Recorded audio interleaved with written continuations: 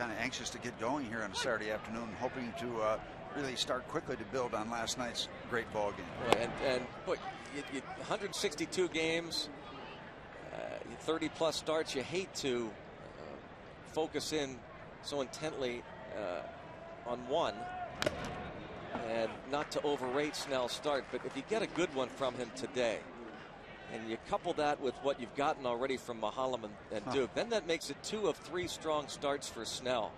And then you're talking about a legitimate rotation in the major leagues. I mean, if Snell gets anywhere close to where he was a couple of years ago when he was a 14-game winner back in 2006, and an ERA a couple of years ago of 3.76, then you're talking something special in this rotation. Well, you got 5 men in the rotation. If you can get to the point where you can pretty much depend on 3 out of those 5 each time you go around, you've got something very special.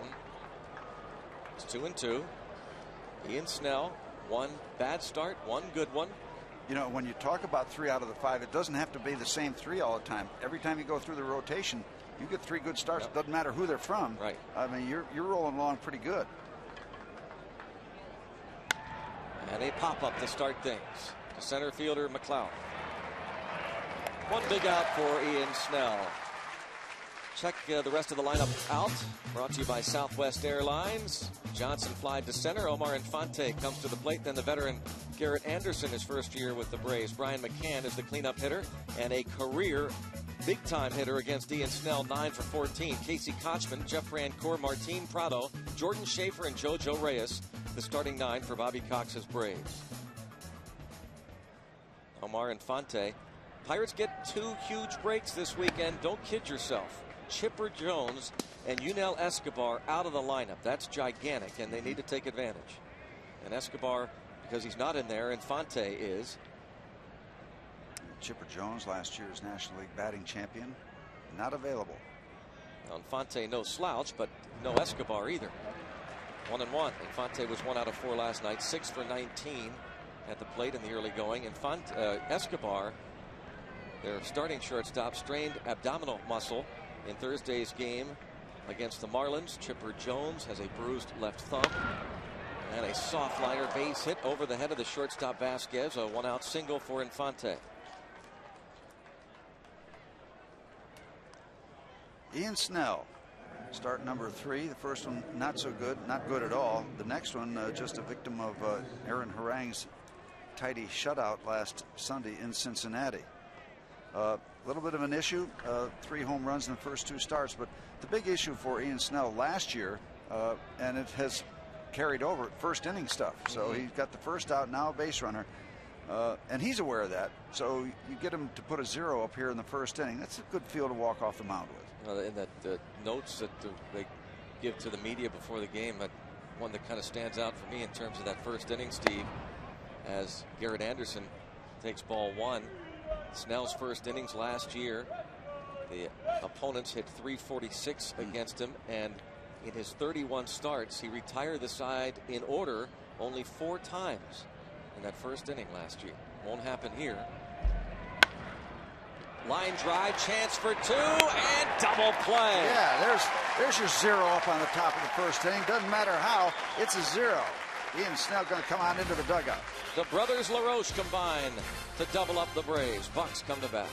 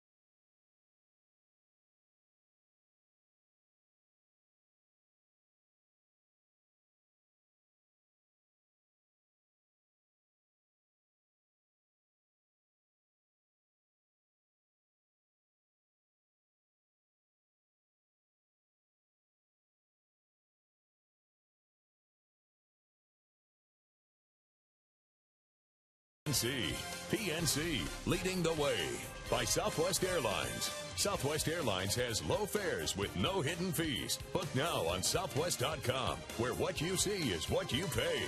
By your Toyota dealer, where quality, dependability, and good MPG all come standard. Toyota, moving forward. And by Geico Insurance. 15 minutes could save you 15% or more on car insurance. Visit us at geico.com or call 1-800-947-AUTO. Nigel Morgan ready to step in against the lefty JoJo Reyes. First pitch strike. Morgan 0 for 4 last night, still hitting a robust .364. Corner infields have to respect the speed and the bunt possibility. So Prado at third, Kochman at first, in. And the outfield swinging way around toward left, opposite field. Here's how the inning ended, the top of the first anyway. Well, sometimes you just have to be lucky, and this ball by Garrett Anderson just blistered that Andy LaRoche, and no chance for a return to first base. LaRoche to LaRoche. I guess that's certainly, Steve, where scouting reports come into play, because the Pirates had Andy LaRoche played in the perfect spot. Yeah, and if he's not there, if he's a step either way, that ball was hit so hard it's going to get into left field. 2 balls, 2 strikes. Nigel Morgan, and the sooner he really gets the bunt game incorporated, the better off he's going to be. It's a good start now, but that's just going to enhance things if he can do that. Bounces it, and an in-between hop handled by Prado to get the batter. The rest of the Pirates lineup is brought to you by PNC.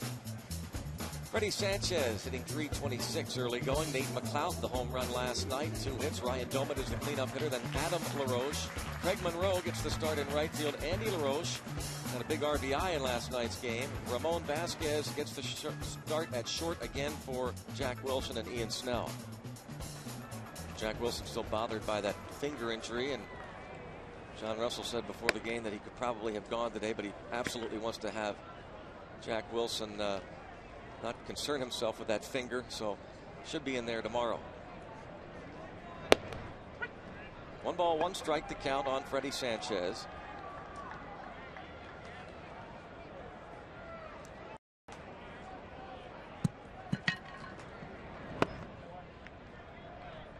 Two and 1. This is the first start of the season for JoJo Reyes. He gets the start for Tom Glavine. The Braves had hoped that Glavine would make his 2009 debut today, but rehab has been slow as he comes off of elbow and shoulder surgeries from last summer. Atlanta Braves saying, get back, JoJo. Get back to the big leagues. Sharply hit. Nice play. Prado at third on the backhand. And in the dirt, the long hop for Kochman. Hot corner. The rest of the Braves defense. You saw the third baseman Prado handle that shot by Sanchez. The outfield, Garrett Anderson, Jordan Schaefer, Jeff Francoeur. Prado and Kochman on the corners. Omar Infante, the shortstop. Kelly Johnson at second.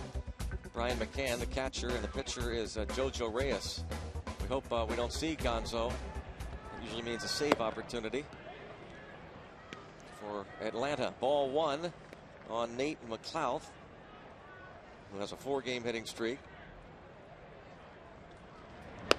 What was really impressive, the home run off a hard-throwing left-hander. Mike Gonzalez gets the ball to home plate in a hurry, and Nate McLeod hangs in there quite nicely, thank you very much, against lefties, even hard-throwing lefties, and buried that ball well into the seats. Behind second, nice play by the shortstop Infante. They had him played kind of that way anyway, and it's a 1-2-3 bottom half of the first inning. There's the play again by Martin Prado to Rob Sanchez. 0-0 after 1.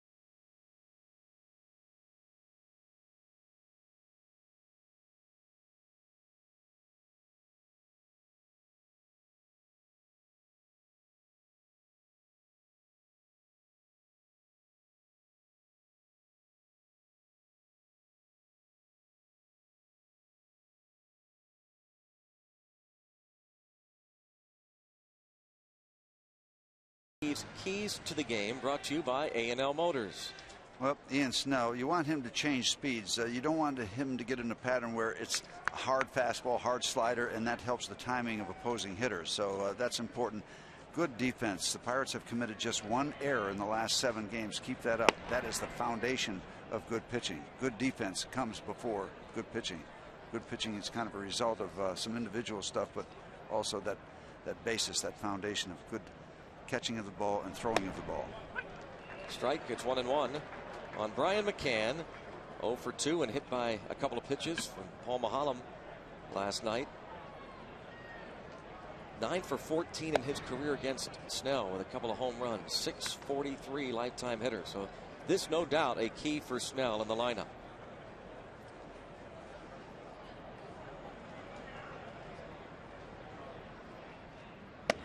Inside and missed. Talking about last night, and we're raving about Paul Mahalem and Nate McLaughlin, and we should, but let's not leave out Jair Jurgens. What a young, up-and-coming prospect and good-looking young pitcher he is. I mean, it was a classic battle. He has great stuff. He's going to win a lot of major league ball games. Terrific. Strike on McCann.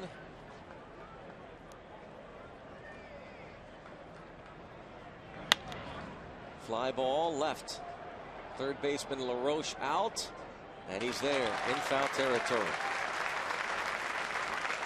Well, we're talking about Mahalem, our Geico quote book. We pull it out here, our Geico quote. And Nate McLeod talking about Paul Mahalem last night. Ever since May of last year, he's been unhittable.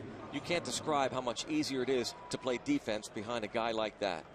And that's just one of a dozen quotes from the clubhouse last night after the game, raving about the job Paul Mahalem did. And you want to back that up? Out of the last 32 starts, 25 quality starts in his last 32 starts. Let's put some numbers to it.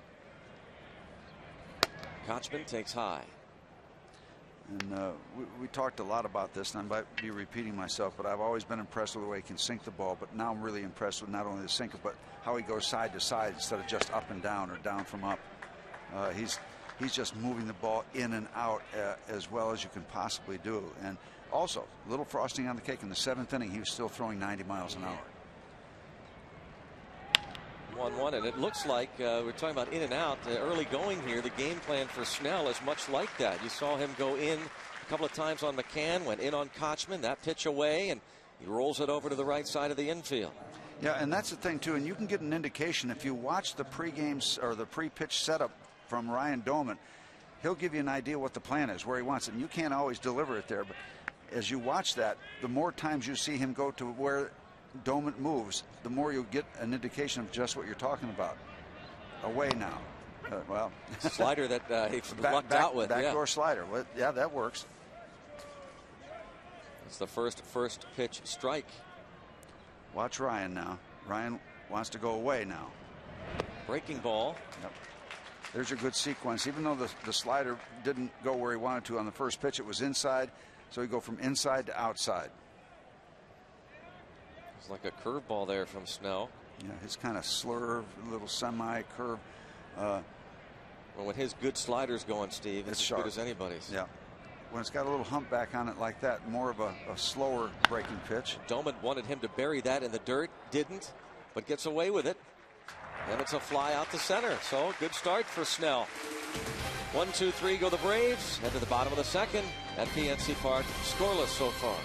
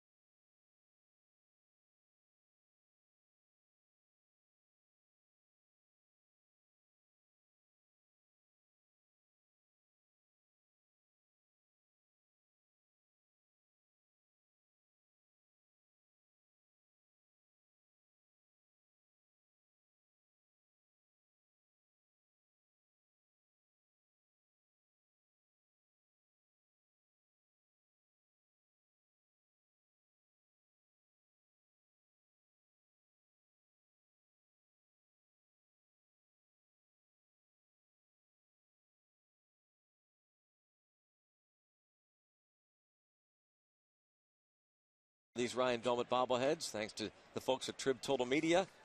And Doumit will lead off for the Pirates here in the bottom of the second. Now, historically, the guy whose bobblehead is given away on a particular day has a great game.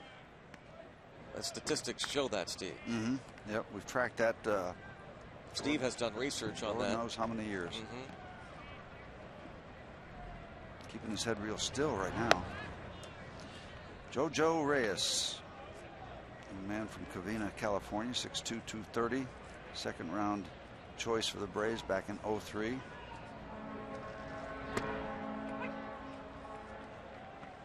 One ball, two strikes. He's been around a little bit. This will be his 33rd major league start. Had 10 in '07, 22 more last year. Drive toward the gap in left center field. And what we say about the bobblehead man? A leadoff double in the second. It works every time. I mean, this doesn't happen by accident.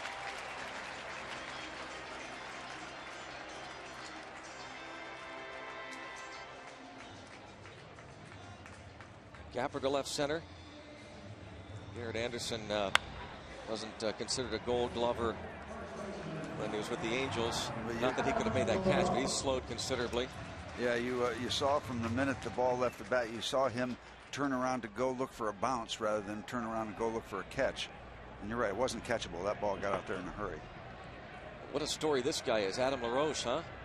He's been a story for 3 years now when he's been with Pittsburgh on the downside because of his poor Aprils, but not the case this year. 263, 3 homers, 6 runs batted in, well ahead of last year's April pace and the year before that when he was with Atlanta. Oh, high strike called him. Adam LaRoche can't believe that call from Bruce Dreckman.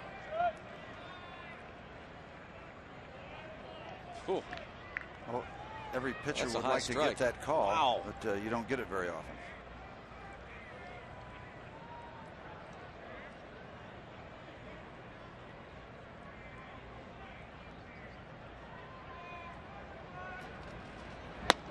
One ball, 2 strikes. 1 year ago today, look at that. Hitting a .143 with a homer and 3 ribbies. Well over 100 points better with the average. Production better too. And this time, wave and the miss on the strikeout from JoJo Reyes. Adam LaRoche not able to move the runner. Umpiring crew, Bruce Dreckman. Behind home plate, calls the balls and strikes. Paul Emmel is at first. Gary Darling is the crew chief at second. Bill Hahn is at third. Steve, you and I talked to Paul Mahalam after the game. We went into the clubhouse to find out about that bizarre balk call. The late balk. It was a radio-only game. So yeah, we got the explanation from Paul. Ball lined towards center. Hit it on the button, but Monroe is retired. Did he ever? Right on the button. Paul was telling us that a lot of pitchers, when they take their stretch position, they will be standing in front of the rubber so they can have some backup to the side of their foot. He kind of is tilted on it. He's kind of angled on it, half down in front and half on. And he said he started to slip, so he decided to make the pitch, tried to do a quick pitch, but you have to stop. Yeah, and he never did stop. And everybody was stunned for a minute, and then the Braves finally called for an appeal, and they won the appeal on the balk. It was a bizarre situation, that 7th inning. Yeah, and called a conference over a non-balk call. Yeah. If it continued to slip, it was going to be a balk anyway. So he said, "Well, let's not give it. Let's just give it a shot and throw the ball to home plate." What really would have been bizarre if he had thrown a strike, call through. Yeah. Now you got the whole do? new ball game. But, yeah, he kind of angles his foot on the front edge of that rubber, and he slipped back and just a late attempt to throw the pitch. What a pleasure it was to watch him again last night. He owns the ball game right now. Here's the call we're talking about. It came in the 7th inning with a runner at first, 2 outs in a 1-0 game. There it is. He felt himself slipping and coming off the rubber, so he kind of quick pitches. Well, yeah. Garrett Anderson. And you can't step off the rubber and throw a pitch. Simple as that. So not only didn't stop, but you got to be in contact with the rubber. Yeah. Now see, you got to be in contact with the rubber to throw a pitch. Watch that back foot. Now it's illegal because you're not on the mound. You stepped off. You can't throw a pitch to home plate. I think that was so unusual. They didn't call it initially until Bobby Cox argued. Ground ball and fair inside the bag. Andy LaRoche has himself an RBI double. Andy LaRoche, who started off in that slump, got his first hit of the season in the 6th inning on Thursday afternoon after starting the year 0 for 18. Picked up an RBI last night along with a base hit and a walk, and here we go.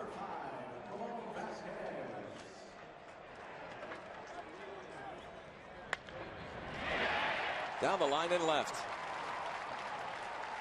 A double for Andy LaRoche, scoring Doman. Those are confidence builders, aren't they, Steve? Oh, yes. All of them? Yes, indeed. I mean, it's one thing, Steve, for everybody to say he's going fine, he's fine, don't worry about him. John Russell talked to him, we have confidence in you, but you got to get there, right? Yeah, on your own. Yeah, because when you come in that clubhouse night after night and you haven't gotten a hit yet, or you're really scuffling, you're not full of confidence at that point.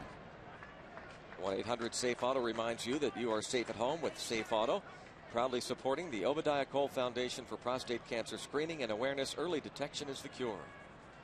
Andy LaRoche, the RBI.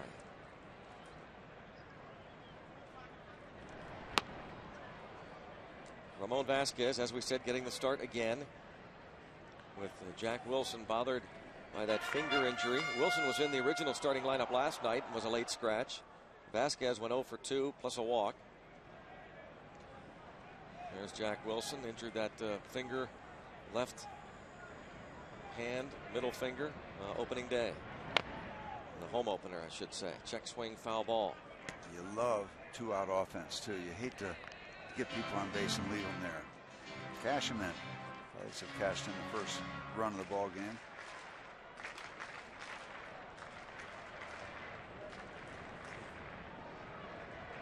1-2 strikes on Vasquez with Snell on deck.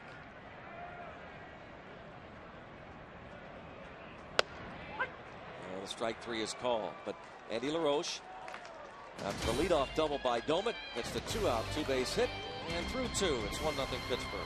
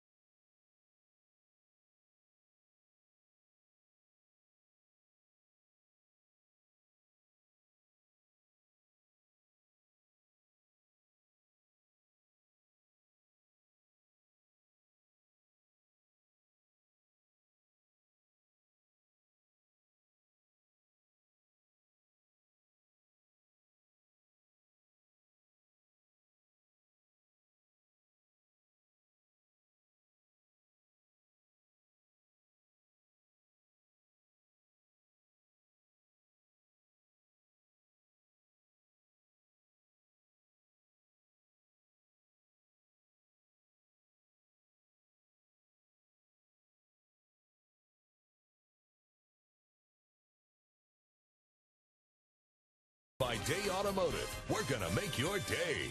And by Levin Furniture, home of the luxury Stearns and Foster mattress. Youngsters, yeah. That is a cool looking lid. That is cool. You might give me one of those. I got the same hairstyle.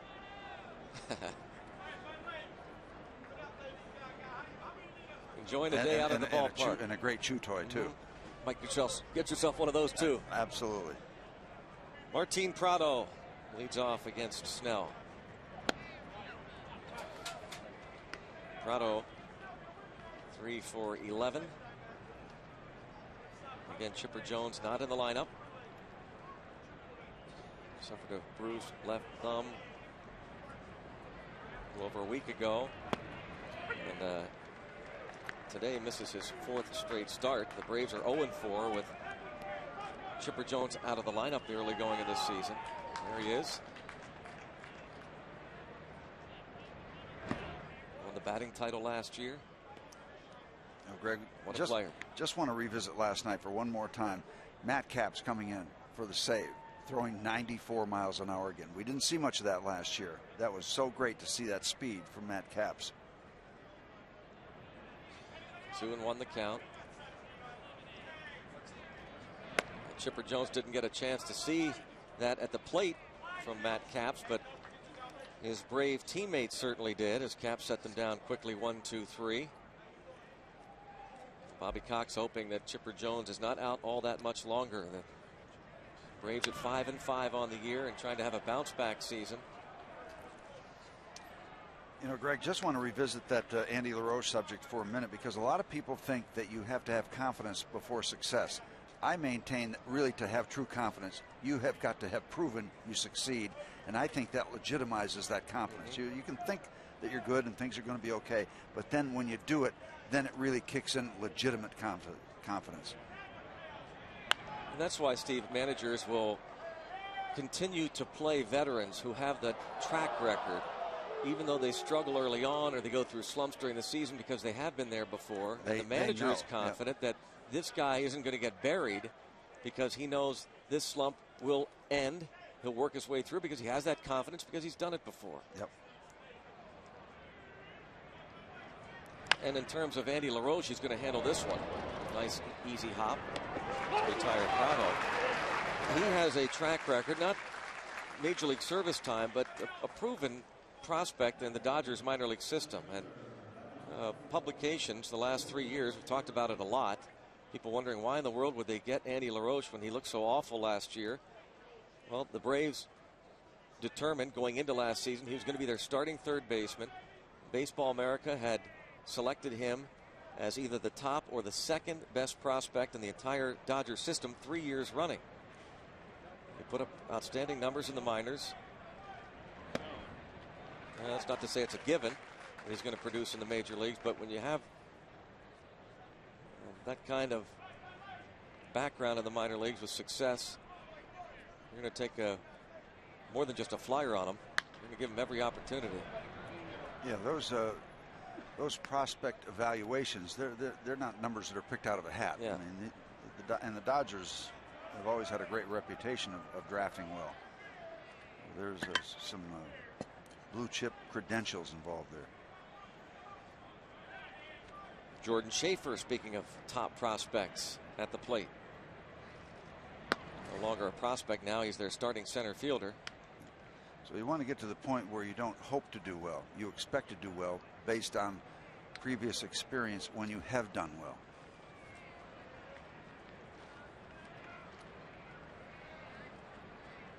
One ball, 2 strikes. Snell trying to have his second straight 1-2-3 inning. Gets the first man, Prado. Pitcher on deck.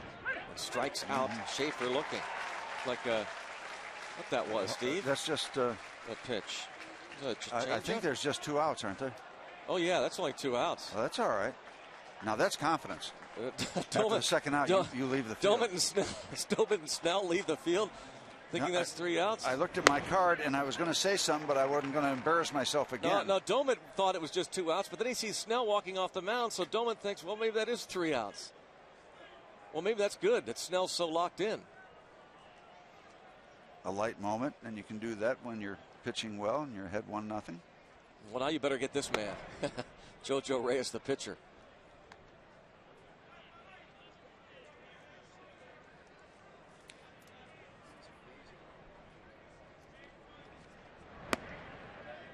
You can see on that replay that Snell started to walk off the mound, figuring that was strike 3.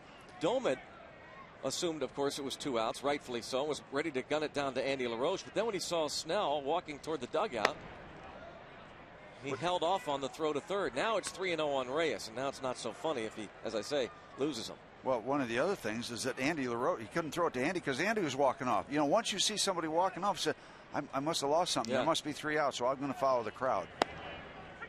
3-1. Steve, we want you to be a leader, not a follower, okay? Oh, I'm if a that terrific happens, follower. if I walk out of here, you stay. I'm a first-rate follower. Oh, brother, he walks him. Walking the pitcher. Yep. On a 3-1 pitch. Now Kelly Johnson.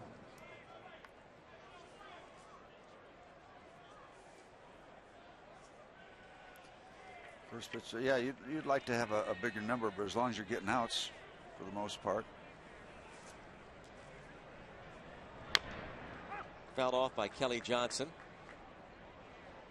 People say, how can you walk the pitcher? How can? Well, you're not trying to. Trust me, you're not trying to walk him.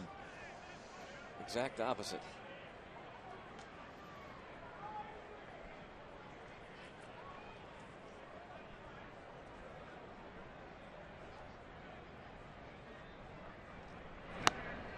Oh, 0-2 on second baseman Kelly Johnson.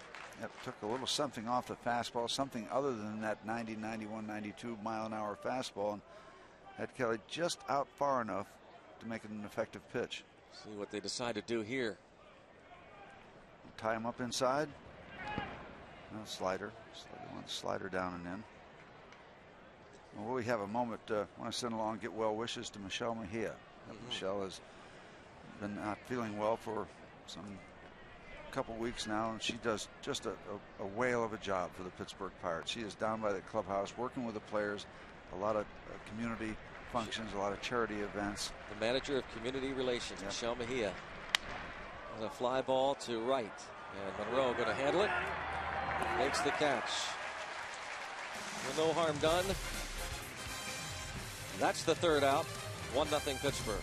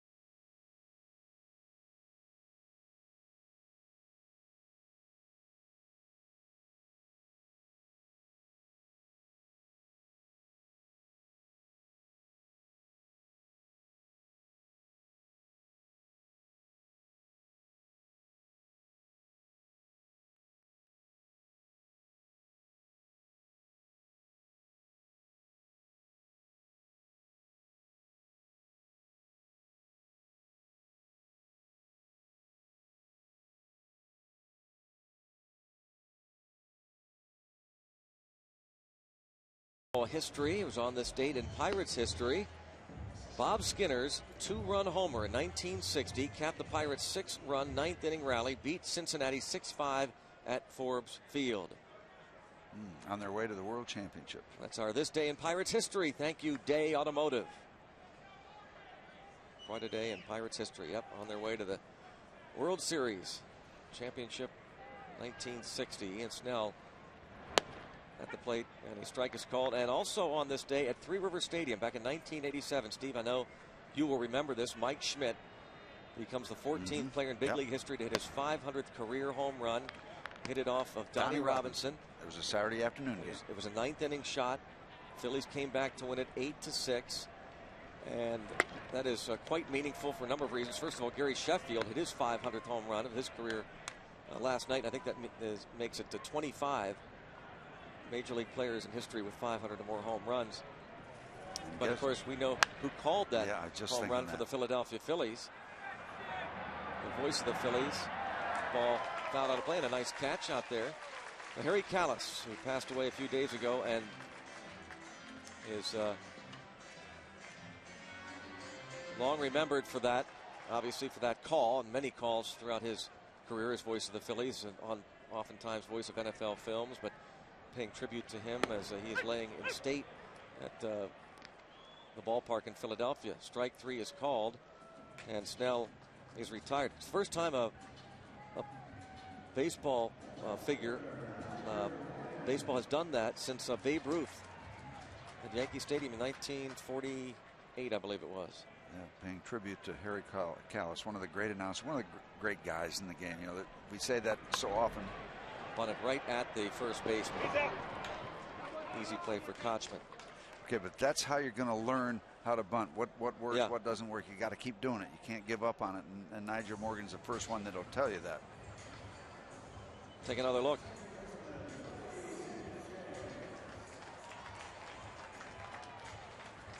Maybe just a little bit too much bat on the ball that time, a little bit too much toward the line. If that's away from the line, it makes it more, gives him more of a chance. But that's how you learn that, and you can't perfect it during batting practice. These guys are they're not just throwing as hard. You won't get the same effect what you're trying to do off a BP fastball as you will against live major league pitching.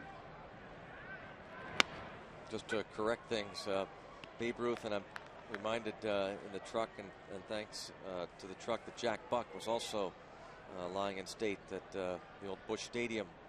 Longtime voice of the Cardinals, of course. 1 ball, 2 strikes to count on Freddie Sanchez.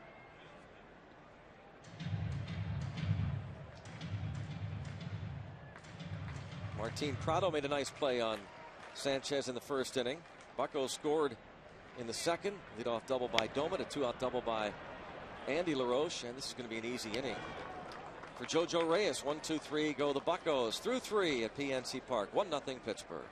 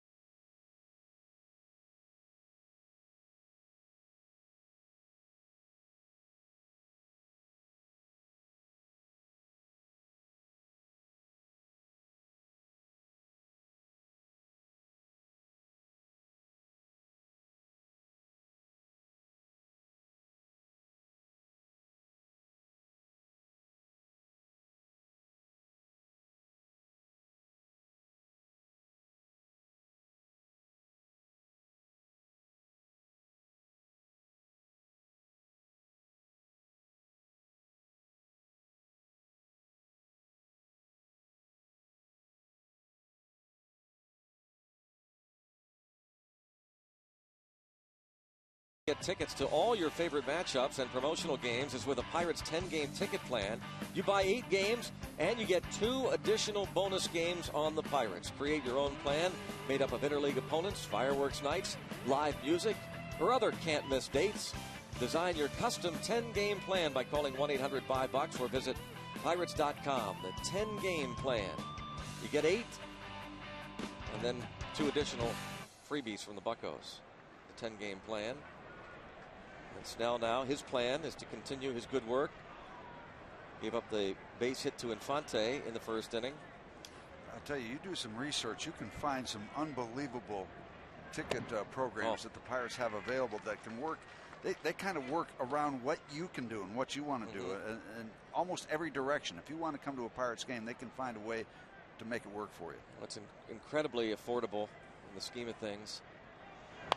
Major League Baseball. This ball fouled out of play. 0-2 on Infante. By the way, Greg, I got one of my fantasy campers in the ballpark today, Ron Finglass. Came to fantasy camp in 1989. He sent his bubblegum card. They give these guys up. They all get a bubblegum card. Sent his up to the booth. Pitch it misses away. What kind of a player was he? Excellent. I tried to draft him. In fact, I told him I tried to draft him early, but he went too soon. He went before I could get to him. From Columbia, that happens. Maryland. Yeah. Had a lot of fun with the fantasy camps along the way. Hey, thanks to one of my bowling partners last summer, Jack Wilson's annual bowling charity function, Pitch in the Dirt. Andrea Rich, some outstanding blueberry muffins delivered to the booth. 2 balls, 2 strikes, and a happy birthday wish to Pete DiPasquale, longtime ticket man over Three Rivers and here at the PNC Park, and his wonderful wife Diane, who's been a longtime member of the Pirates minor league system, working in the department for many years. Fly ball to left. And Infante is the first out. In case you missed it last night, in Major League Baseball, another man, Jason Kubel now for the Twins, hits for the cycle and then tops it off with a grand slam. That home run, a grandy for the Twins. Jason Kubel. Gary Sheffield, we mentioned, 25th player, 500th career homer, his first with the Mets. The Marlins are 9-1, off to the best start in their history. The Red Sox beat the Orioles, coming back from 7 runs down. That was Fisher coming to Pittsburgh Monday, Tuesday, Wednesday. Monday night, Tuesday night, and Wednesday afternoon. The Florida Marlins come to PNC Park. What a story early on, 9-1. They have had other years when they've been the story, haven't they? 97, 2003. Fly ball, Niger Morgan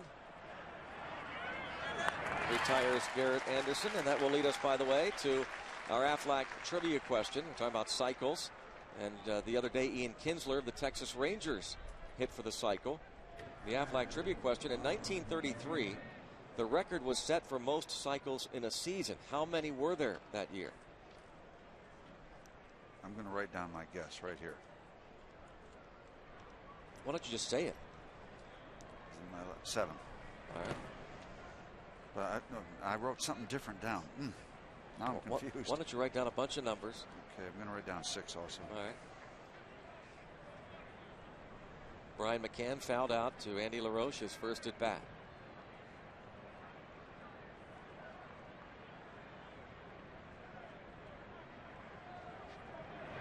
Steve, I also want to ask you about when you're in a rotation. This is a rotation that has struggled big time, talking about the Pirates over the last several years. But you get Mahalam going last year as a stellar season. Now you maybe have Mahalam and Duke. For a guy who has the potential like a Snell, does he pick up on that, or is that overrated? You know, the momentum thing. I think it is. I think it gets down to individual cases. For he's a right-handed pitcher. He's got a different style. He's more of a power guy. Pitch in for a strike. I think it just comes down to an individual thing. You put a lot of pieces together. Everybody said, "Oh, he gets it," and it's like it's instant. Well, it's not instant. There have been a lot of things that have come together.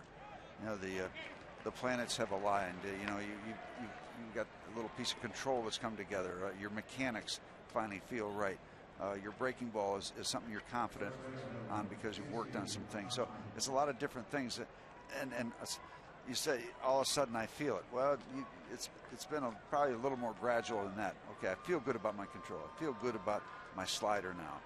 And then if enough of those things come together, you start feeling good about the whole package. That was Zach Duke you just saw on your screen in the dugout. He will pitch tomorrow afternoon against Javier Vasquez. Duke and Mahalam, you know, the top 5 in ERA in the National League. What's nice too, and it doesn't happen all the time because the rotations don't work that way, but sometimes you can get those 2 left-handers on each side of an Ian Snell. Different styles, righty-lefty stuff. Misses upstairs. So Snell between them? Between them. That's a wonderful contrast. If you know, in the course of a series, say you got a 3-game series and you go. What's the way it's set up now? Snell, Mahalam last night, yeah. Snell today, Yeah. Duke tomorrow. So it gives them a different look to have to deal with. Not only lefty, then righty, and then lefty again, but different styles. Hit it hard the other way. Casey Kochman going to have extra bases. Elijah Morgan going to hurry to get it in. Now, luckily, Brian McCann, one of the slowest players in the league, not able to score on that opposite field double by Kochman. The other fortunate thing, this occurs with 2 outs. Yeah, most position players score on this with 2 outs. You see Morgan has a long way to go, and he's got to take a bounce. That ball way down toward the corner, toward the markers, toward the foul pole. You're right, McCann cannot fly, and now Ian has a chance because of the 2-out situation to leave 2 runners in scoring position, and that would be a good thing in a 1-0 game. Fly ball right center field, and Nate McLeod is there. He got a great jump. That ball wanted to fly on him a little bit, but he's able to reach up. He's not the tallest guy in the world, but he was able to stretch out and bring that ball back in. That ball had a lot of carry at the end. McLeod brings it down. 1-0 Pirates.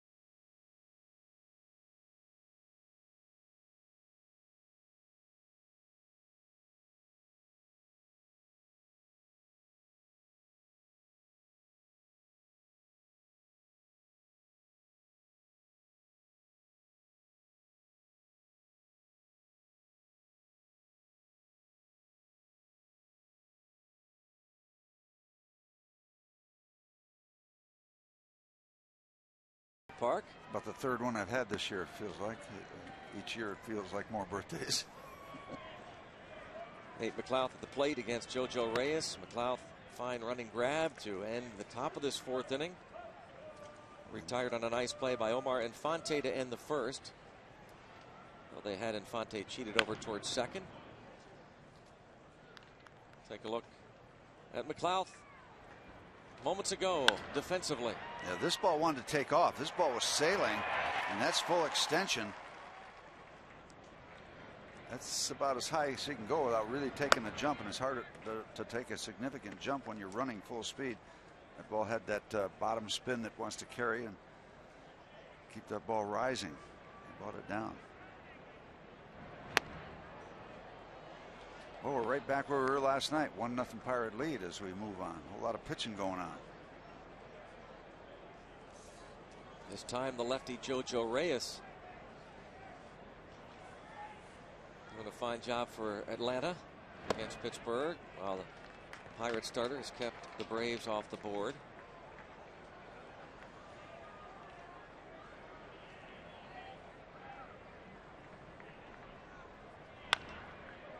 Bounce to the right side. Kelly Johnson.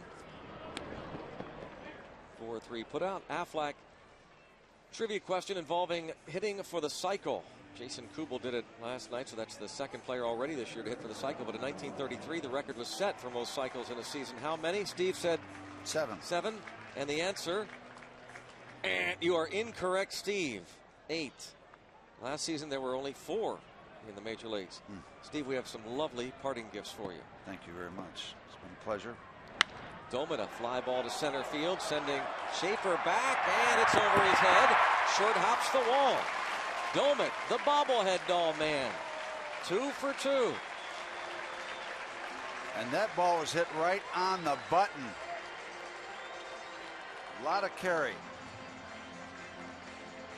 2 doubles for Doman. Gives him 3 on the season. Like what? 2 mules for Sister Sarah, 2 doubles for Doman. Whatever. Another look. Over the head of the center fielder, Jordan Schaefer. Does a good job after slipping on the warning track, get that ball back in. These are his first 2 hits from the right side this season, so he's 2 for 10. The bobbleheads.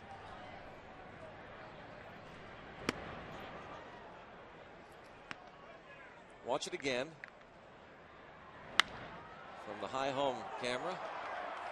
Schaefer knows that he doesn't have a chance at that point. He was in that situation twice last night, too, on those 2 triples. They were hit early in the ball game, going back and having to take the ball off the wall. Last night he got kind of caught in between as the ball bounced back over him, and the Pirates were able to get 3 bases out of each one of them.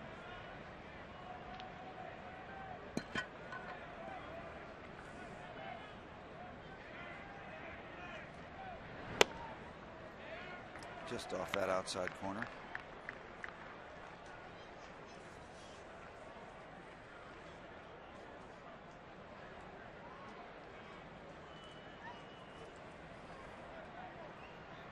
By the way, I did get a nice phone call just before the game from Matt Capps and John Grabo and Jack Wilson wishing me a happy birthday. Nice. And asking me how it was to play Major League Baseball before electricity.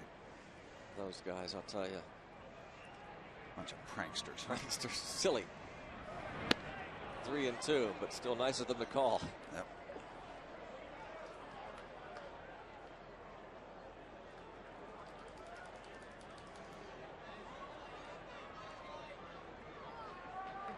Three and 2 on Adam LaRoche with Doman at second base and 1 out.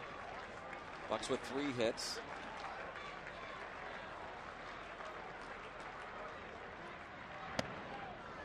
Just missed.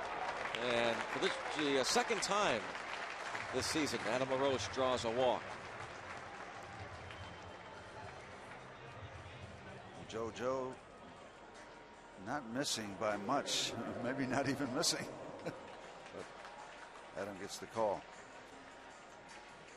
You know, we got another 1-0 game. We were talking about as the game started in the open. You know, 16-0 is nice, a lot of action and everything, but there is that edge to a 1-0 game because there's a lot involved with maybe not every pitch, but just about every at bat, because one at bat can change the whole ball game and can determine the winner. So there is an edge to it, and for the purist, it's a lot of fun to watch because there's a lot of subtleties. Every pitch so critical. Yep. That 1-0 game. Craig Monroe lined out to center field in the second. He is 1 for 9 in his first campaign with the Bucks.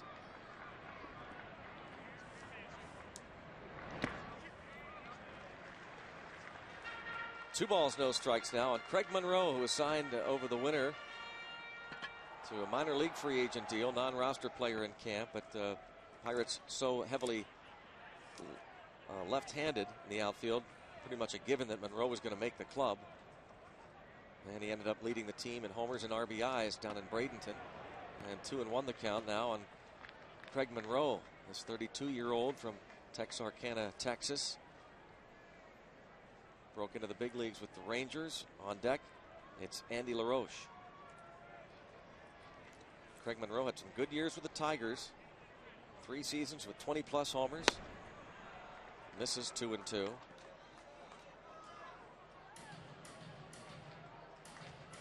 Drove in 92 runs 3 years ago while hitting .255 for Detroit. There's some solid guys that are still very viable with Hinsky and Monroe. Bounce to third, 5, 4, and 3. Inning-ending double play. On to the 5th. Still a 1-0 Pirates lead.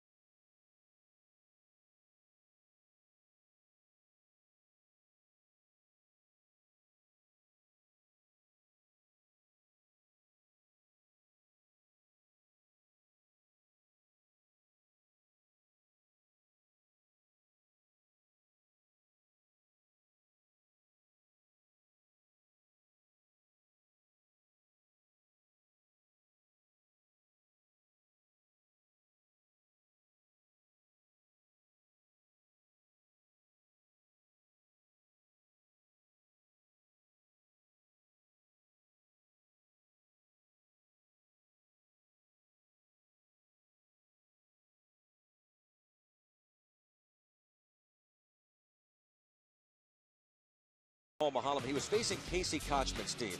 Yeah, and he's working him away. You can see how he's trying to turn that ball over and over and run it in on the hands. And then he comes in hard and right on the handle. And this is what happened. So he was away, and now he finally comes in. And man, that's like somebody stealing your lunch money. I mean, he just eats him up. Now that is sawing somebody off. Yeah. Literally. And just all that little pop foul that was the infield fly. And one more example of how critical each at bat is, and it couldn't have come at a better time. That's great pitching when you have surrounded yourself with Atlanta Braves. Well, there's a strike on the outside corner. So as you were saying, Mahalam has kind of graduated to that point now where he is able to work away, in. Yep, and it's not just the sinker anymore. It's that inside outside. A line drive base hit for Martin Prado. So we talk about every at bat having an impact on a 1-0 game. Pirates have a threat going. Monroe, the ground ball to third, to second, to first, double play, and that works in the Braves' favor because now they just still remain just 1 run behind. So yeah, there's an ebb and flow to every game, but especially a 1-0 game. Jordan Schaefer struck out looking in the third, 8th man in the order. Here's a critical guy too, because if you don't get him now, you bring up the pitcher and he's got a chance to bunt these guys over. The leadoff base hit. You get him now, you still might have the pitcher bunt the guy over, but he does it at the cost of a second out. Now you're in the driver's seat. You got a chance, one more out, you're out of it again. Key man here for Ian Snell. And he falls behind Schaefer 2-0 with that strikeout. Schaefer has struck out 16 times already this season to lead the league. Very highly touted player out of Winter Haven, Florida. Jordan Schaefer, 3rd round pick 4 years ago. And he takes a strike, the #1 prospect in many publications a year ago. Started last season with a 50-game suspension for alleged use of human growth hormone. And a lot of people think maybe he tried too hard to make up for that lost time when he came back in May. Still had a decent year at AA. Big cut and a miss. So he's not played above the AA level. Jordan Schaefer, 2-2. 92-mile-an-hour fastball. I tell you, it didn't bulk him up too much, did it? No. Whatever that was. Yeah.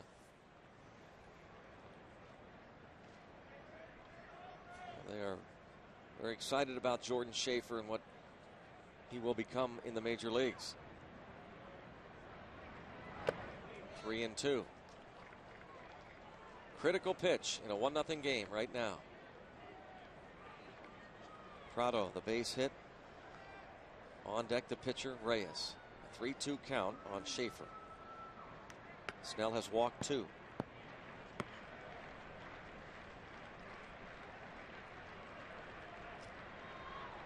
Runner goes, and it's fouled out of play. Prado goes back. Try it again. Brian Snitker, the third base coach. Yep. Over at first, Prado under the watchful eye of Glenn Hubbard, former infielder for the Atlanta Braves.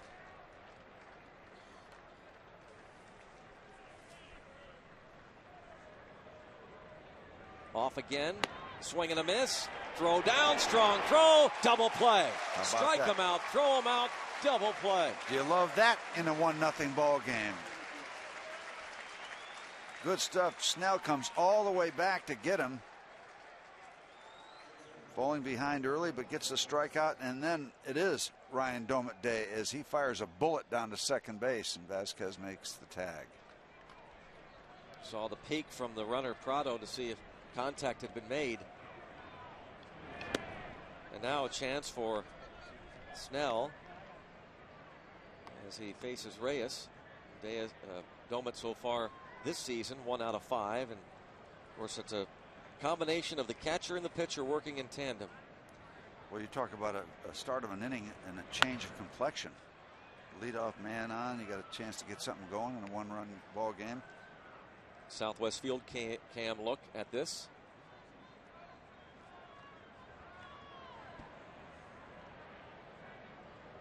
On the chest going by. Could have got him then. Yeah. Did get him then. Could have got him again later on after he overslid. I guess once you feel that tag on your chest, really, you let it go. Why are you going to stop the train?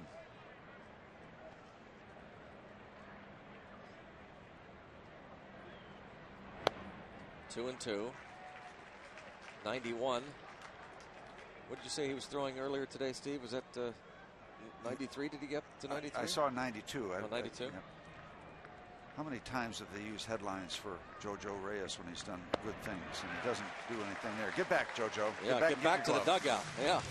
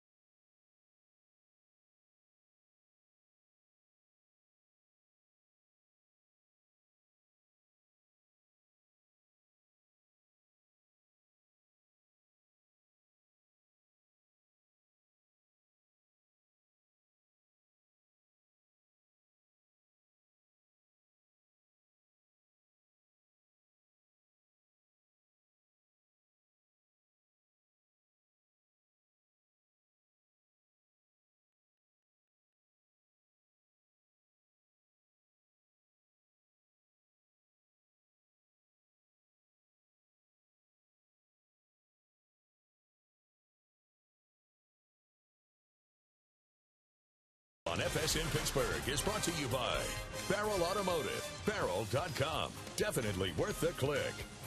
And by Aflac. Aflac, ask about it at work. 1-0. Buccos head to the bottom of the fifth inning. The opening round of the NHL playoffs continuing Tuesday on FSN. Pens Flyers. Game 4 from Philadelphia. Series stands at 2-0 Pens. Tuesday night at 7. Coverage begins at 6:30 with Savardon Sports Beat pregame show here on FSN. Andy LaRoche takes ball one. He doubled in the game's only run in the second. Well, Greg, we finished up our work here, and it was a great ball game at PNC Park, and you and I walked across the bridge. Felt the buzz of the city, didn't we? We could hear the cheer when the overtime goal was scored. I'm walking across the bridge. It was pretty cool. It was a cool night because it was a kind of a doubleheader win. Buccos shutting out the Braves, and people here went downtown and joined the folks that were at the Pens game, and we had fun with many of them. Strike is called. Hooping and hollering. Yep. Yeah, fun night. Good buzz around the city. 2-1 on Andy LaRoche. Hard hit, but right at short. Easy play for Infante. Speaking of a good buzz, Greg, this spectacular Saturday afternoon game, perfect setting, and driving into the ball game today, came through some neighborhoods and saw some kids out playing with their dads. It wasn't a structured practice, playing some catch and a couple bats, couple balls, just having some batting practice, and it's just a neat thing to see on a Saturday morning with the kids with their dads out there throwing that baseball around. Nice way to come to work. Beautiful day. Nice way to come to a ball game. You caught me off guard there, by the way. The start of that. It's from my last job. night. Yeah, my job to keep you off guard. Oh, one ball, one strike. This is the first Saturday afternoon game here at PNC Park since September 3rd, 2005. And a nice crowd on hand. They like it. Vasquez to first. 2 outs. This is a repeat of last night so far. Well, Reyes 8 days ago pitching for the new AAA affiliate of these Atlanta Braves, Gwinnett,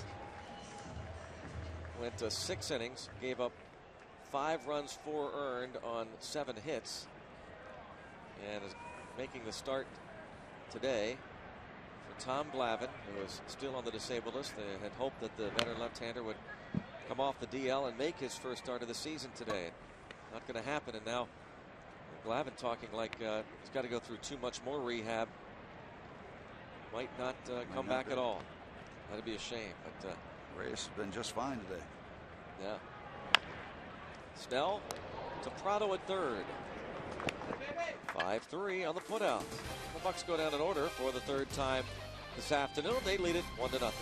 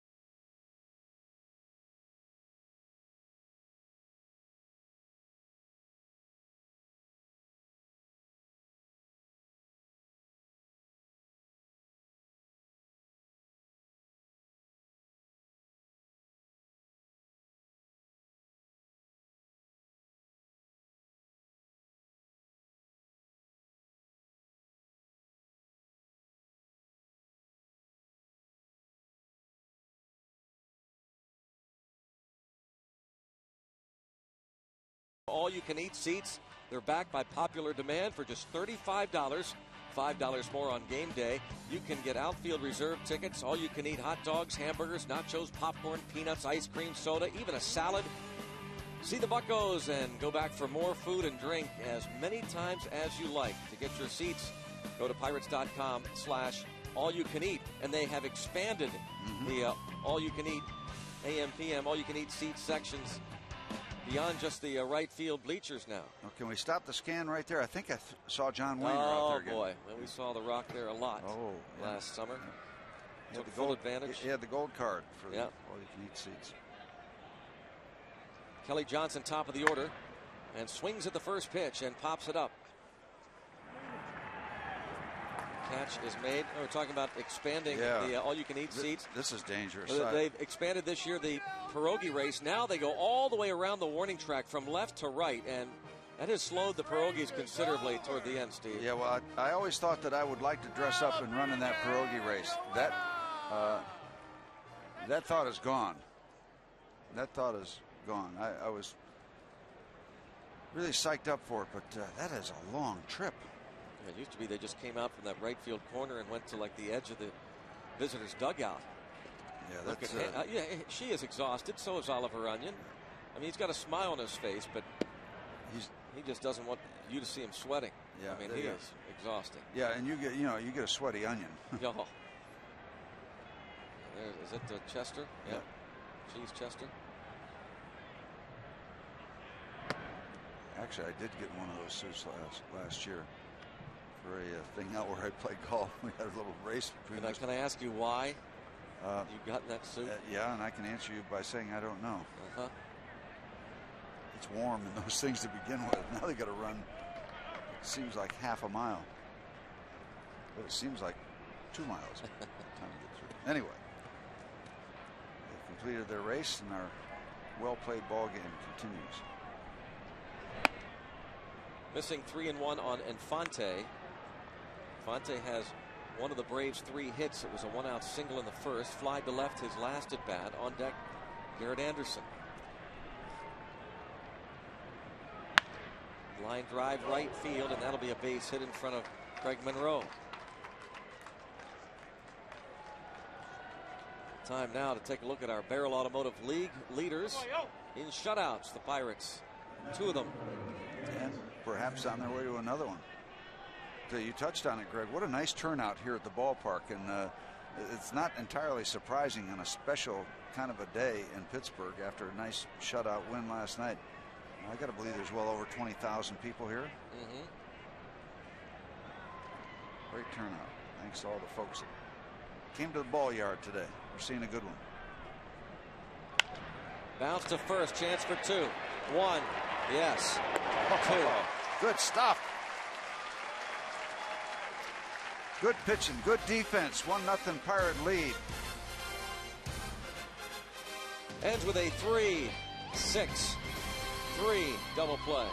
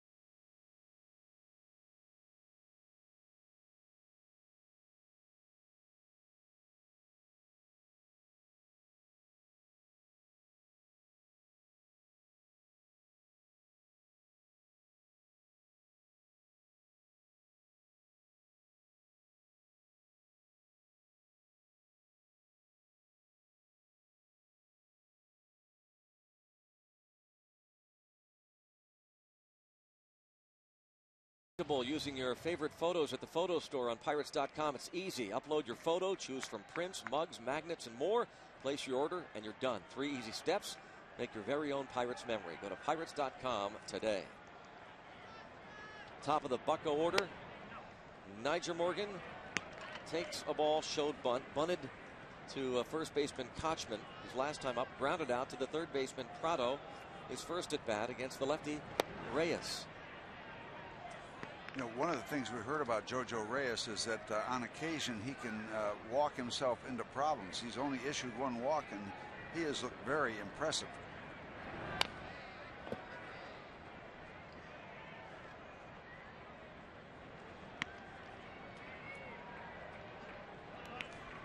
I mentioned that stat about his struggle in his only AAA start. Again, he's won 5 major league games, so he's been around a little bit. Rolls this one to second. He goes 4-3. Back to the end of the top of this inning with the 1 out and Fonte aboard and Garrett Anderson against Snell. And this guy's a dangerous hitter. He's put up some big numbers, but you get the 1 chopper to Adam LaRoche, which is a very comfortable hop for him and easy to make a nice, strong, accurate feed to second base, and they get the easy double play. You get the double play, you get in the other side of a power hitter. It's 1 of 3 that the Pirates have turned.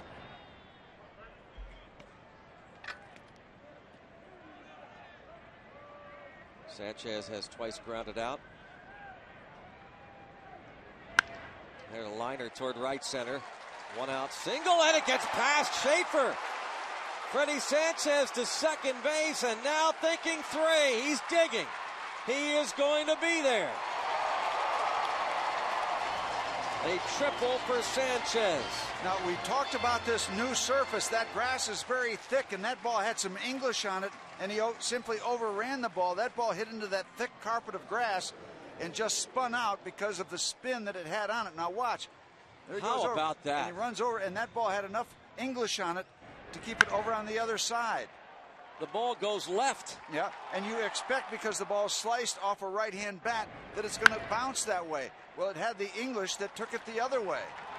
What a break for the Pirates. Now the infield in. Chance to make it 2-0. McLeod has grounded to short, bounced to second. It was actually a nice play by Infante to retire him in the first. Ball looked like it was headed up the middle. This up off the pitcher was headed up the middle. Now it goes toward right center. And McLeod, his 9th RBI of the season, gives the Bucks a 2-0 lead. Well, you remember before the game in the open, we talked about the Pirates' numbers 2 and 3 batters. Those are the guys you really lean on during the course of a year. Yeah, your cleanup guy, your power guy, but usually your best pure hitters are in that 2-3 spot. And here they do some more good work this afternoon. A little breathing room, not much, but more than they had. Sometimes you get a bounce anywhere off a body of a pitcher like that. This one bounced the right way for the Pirates, went on into the outfield. Sometimes it'll bounce right to an infielder. The runner goes, and he's going to make it easily. Nate McLeod, his first steal of the season. No contest, and you've got a somewhat young pitcher out there. He's a left-hander. If you guess right, and he guessed right there. When you guess right, it's no contest at second base. When you guess wrong, it's no contest about getting picked off and getting eliminated in a rundown. The batter is Domit. He has doubled twice. It is Ryan Domit bobblehead day today. He has 2 of the 5 Pirates hits. Nate McLeod's first stolen base, and now they will intentionally walk Domit and face Adam LaRoche. Set up a lefty-lefty situation. And oh, this crowd's into it, aren't they? They are. This is their man. This is Domit. Yeah.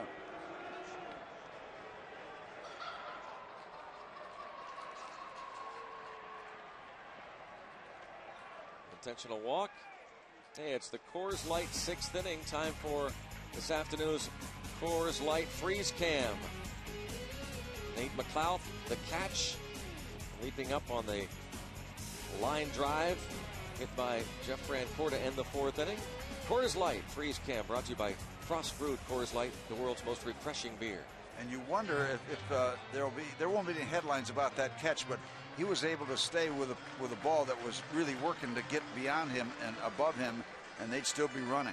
That's a big play in this ball game. And I get the impression that some people think that Gold Glove on this outside of Pittsburgh wasn't necessarily deserved. I mean, you just hear side comments from people in baseball about McLeod. And the reason why is because McLeod, Steve, is not flashy. No. He just makes all the plays just like that. Yep. He makes all the plays out there. He is a workhorse. Yep. Made a big one last night. Yep. Coming in, this one kind of staying with the ball. It wanted to sail over his head. They're buying that bullpen some time. Now they may have Reyes on the ropes here. Roger McDowell returns after the conference. Pitching coach for the Braves. Adam LaRoche, a strikeout and a walk today. A couple of right-hand hitters to follow, Craig Monroe and Andy LaRoche. So they get a righty up in the pen.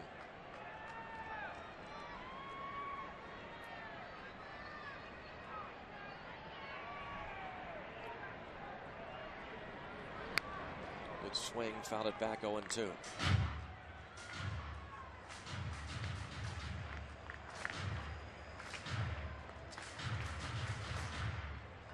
Very popular when he was with the Braves.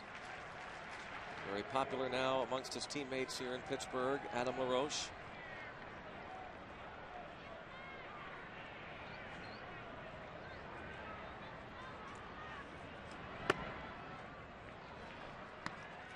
Count goes to 1-2. Adam LaRoche was a 29th round pick of Atlanta in the 2000 draft. Craig Monroe, the on-deck hitter. 1-2 pitch. Didn't miss by a lot. Evens the count.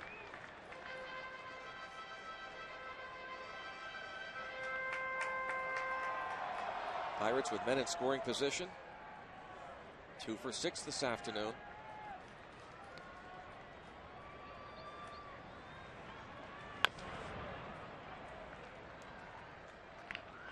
Count remains 2-2. Pirates last year against Atlanta did good work. They've won 5 of their last 6 games against the Braves going back to last season. Bobby Cox, the veteran skipper, 24th year with Atlanta, 28th as a major league manager. Oh, fooled Adam LaRoche down swinging. 4th strikeout for JoJo Reyes.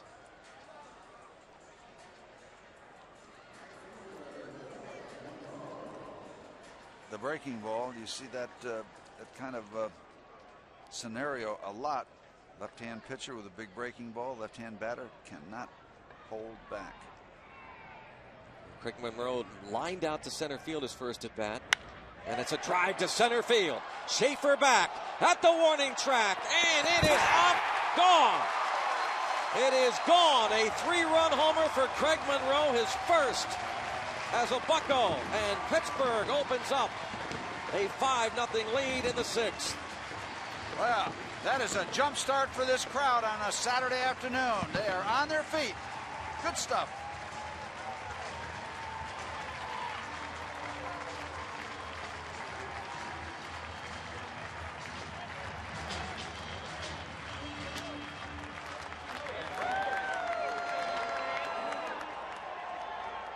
Craig Monroe's first, led the team in homers in spring training. And there's a line drive to left center field. That's going to go for extra bases off the bat of Andy LaRoche. He has his second double this afternoon. Almost the same spot where he hit that one in the second. Domitz in the second. Take another look at the Craig Monroe home run. Said early in the ball game, the ball is carrying well. He gets enough of it. A big part of the ballpark toward the Atlanta bullpen, and he's hit enough of them. He's got that look coming out of the batter's box like he knows it's got a chance. Now they will intentionally walk the 8th man in the order to go after Snell and try and get out of it. Now, do you remember down in spring training you said he led the Cubs in home runs? He got 3 in one game. Yeah. Andy LaRoche with another hit, that double. Now Vasquez walked intentionally. Oh, is Andy LaRoche got to be feeling a whole lot better. Like you said before, brought up the subject. You can feel like you're capable. You can feel like you're going to be able to do it, but then ain't nothing like doing it. Nothing like the real thing. Bobby Cox is going to go to the bullpen. Call on the right-hander. Columbia Gas 8-1-1 call to the pen has been made. We'll tell you about the new pitcher when we come back. The Bucs now lead at 5-0 here in the 6th.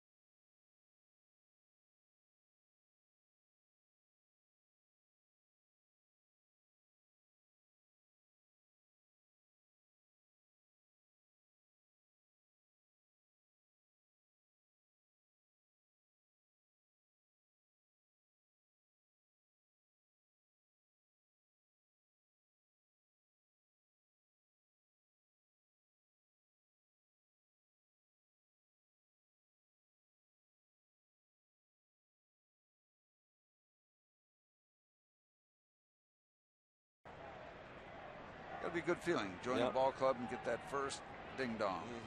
Great contribution. Now Snell against Buddy Carlisle. Slowly hit to second and on to first. Pirates send 9. Couple of intentional walks and the big blow. The Craig Monroe home run is first as a Pirate onto the 7th. Pirates have a 5-0 lead.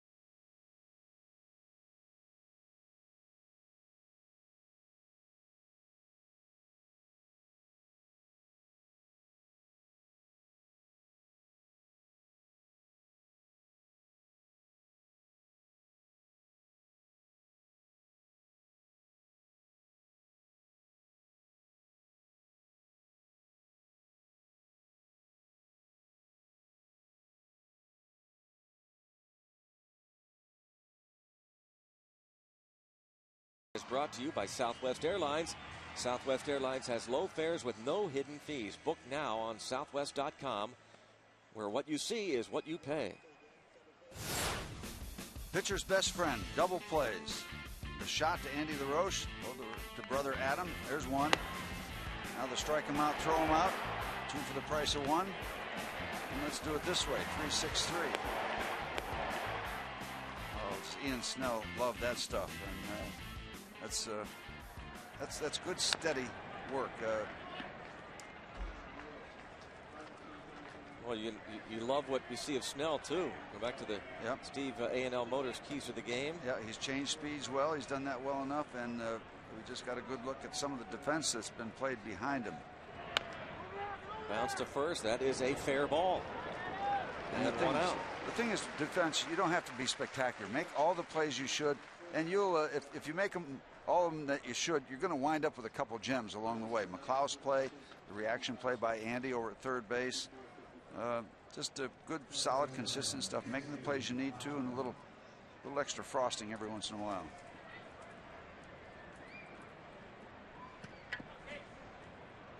The batter now, Casey Kochman. He has grounded to first and doubled to left.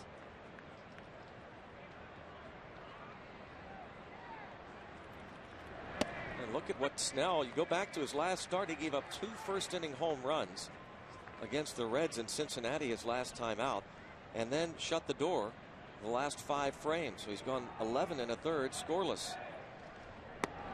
It's downstairs, and you take a look. We talked about that first inning. That double play we showed you off the bat of Garrett Anderson, the line drive to Andy LaRoche. There was a man on first base with 1 out. That ball was tattooed. He stung that ball, but it was right at the Pirate third baseman. Ball might stay in play. Popped up a chance for someone here in foul territory, and it's Sanchez. So the double play in the first inning, yeah, it looks good, but a little bit of luck involved because it was the old Adam ball. But all's well that ends well. They got the double play, and he's on the other side of that bugaboo first inning. Jeff Francoeur has flied to center and lined out to Nate McLeod.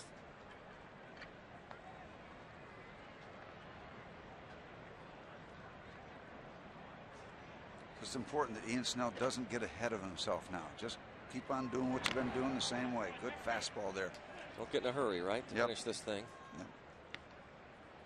Yep. Don't get impatient. Still throwing 93 miles an hour. Touch 93 in the gun on that one, the stadium gun here.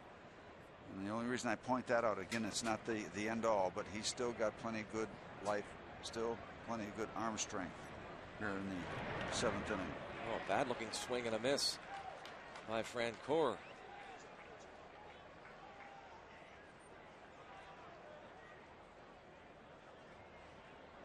Way in the dirt. Really fooled him. I didn't want to do that. Saying to himself. Domit wants it down again. They do look, Steve, like they have the plan. You talked about it with Snell. And sticking to it. Of course, it's working. And when you've got a plan and it works, you stick with it. To be quite honest, he hasn't changed speeds a lot. We haven't seen a lot of real off-speed stuff, but maybe not necessary that he do. Well, right? yeah, right. Yeah, it's not broke yet. Yeah. And you can see, maybe it's my imagination, that Domit seems to be taking this leadership role, and he has been gradually and really showing it here today, Domit. And he makes that play 2-3. He's taking charge behind the plate in all facets. Yep. Score through 6.5. Pirates have a 5-0 lead. Time for the Levin 7th inning stretch.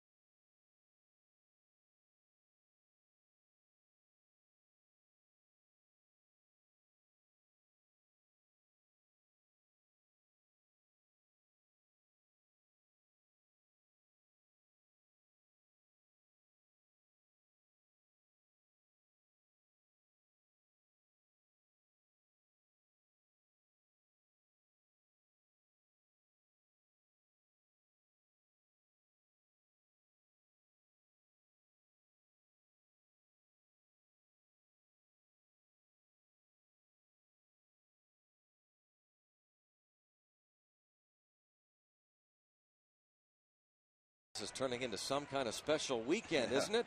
Pirates lead at 5-0, blanked the Braves last night, and Ryan Domit bobblehead day.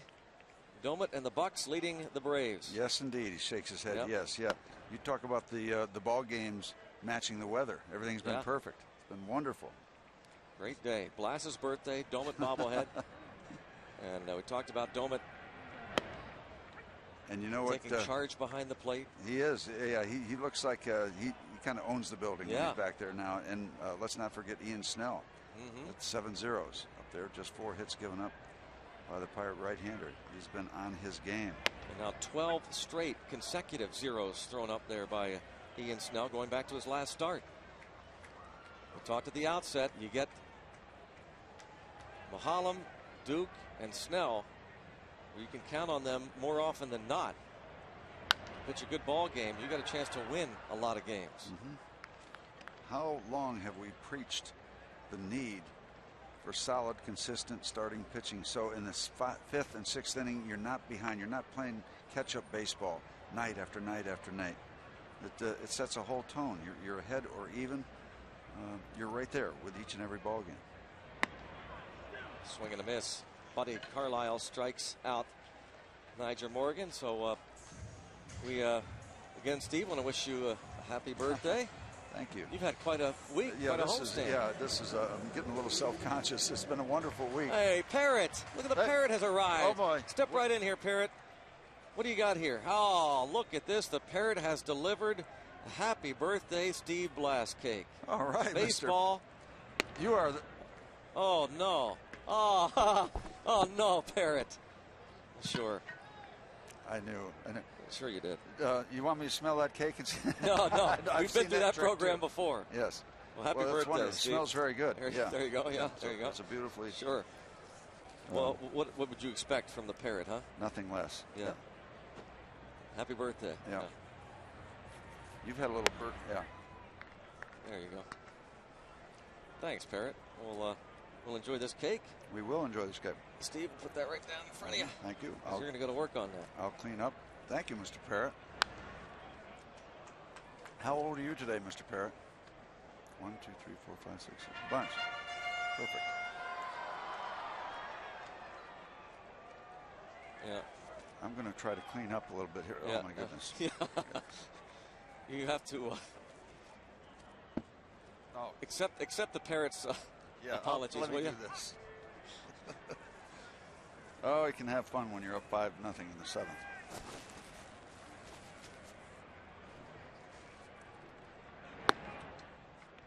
Well, now 3-1. We're presentable now? Yep, absolutely. Okay.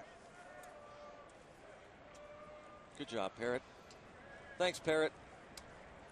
Yeah, and rev up that gun so you can shoot me up a hot dog tomorrow. Yeah. All right. Steve loves Guarantee. that. Loves seeing the Parrot down in the dugout, and makes his day when the Parrot can actually reach the press box in our booth with one of those hot dogs. Firestone extra base leaders. Freddie Sanchez on top. Extra bases in the league, thanks to Firestone and the stat board up top. 3-2 on Sanchez after Carlisle strikes out Morgan to start this bottom of the 7th inning on a beautiful day in Pittsburgh.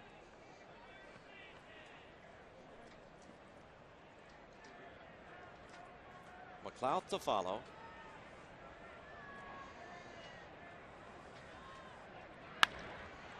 Fly ball to right. Francoeur back. And at the warning track. Sanchez gave that one a ride. How about Sanchez? Had 2 triples all last year, the whole season.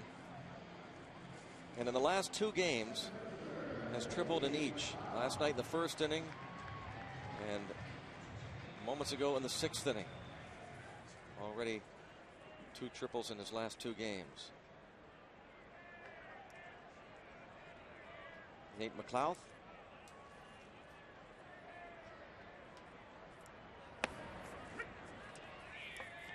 McLeod extended his modest hitting streak with a base hit in the 6th, stole a base, and scored when Craig Monroe went deep for the first time this season. First time as a Pirate. JoJo Reyes goes 5 2/3. Gives up 5 runs on 7 hits.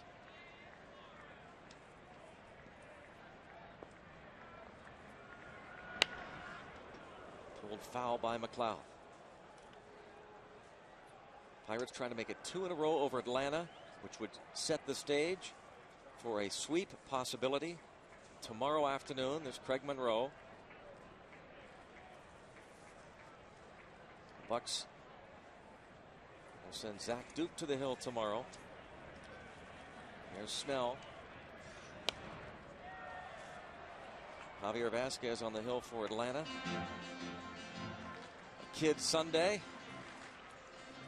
Webkin's given away to the youngsters tomorrow. Giant Eagle Kids Fun Zone on Federal Street before the game. Run the bases afterward. All kids 14 and under tomorrow get a Webkin stuffed animal when entering the gates. McLeod fouls off another. I think I'm as cleaned up as I can possibly get after the great cake caper. Yes, indeed. Quite a week. Thanks for that visit by the Fire Parrot. Dig into that cake between innings if we could, though. Don't let that cake go too far. That will go in my car. That's what's going on. Popped up toward the seats. Another foul ball under the dugout roof and a souvenir.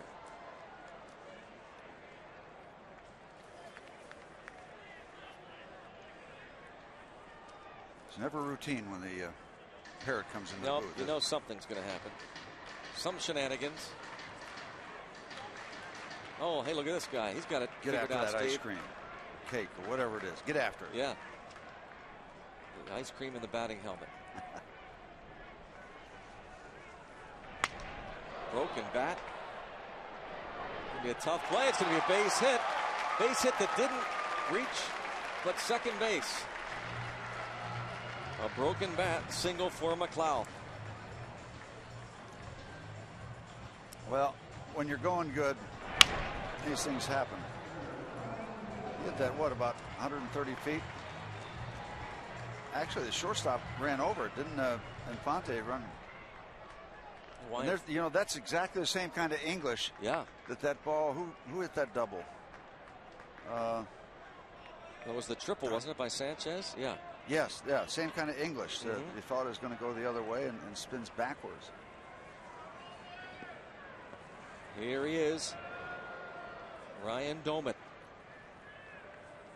His bobblehead day today. And he has doubled twice, walked, scored 2. And worked in perfect concert with Ian Snell. They really have it going together today.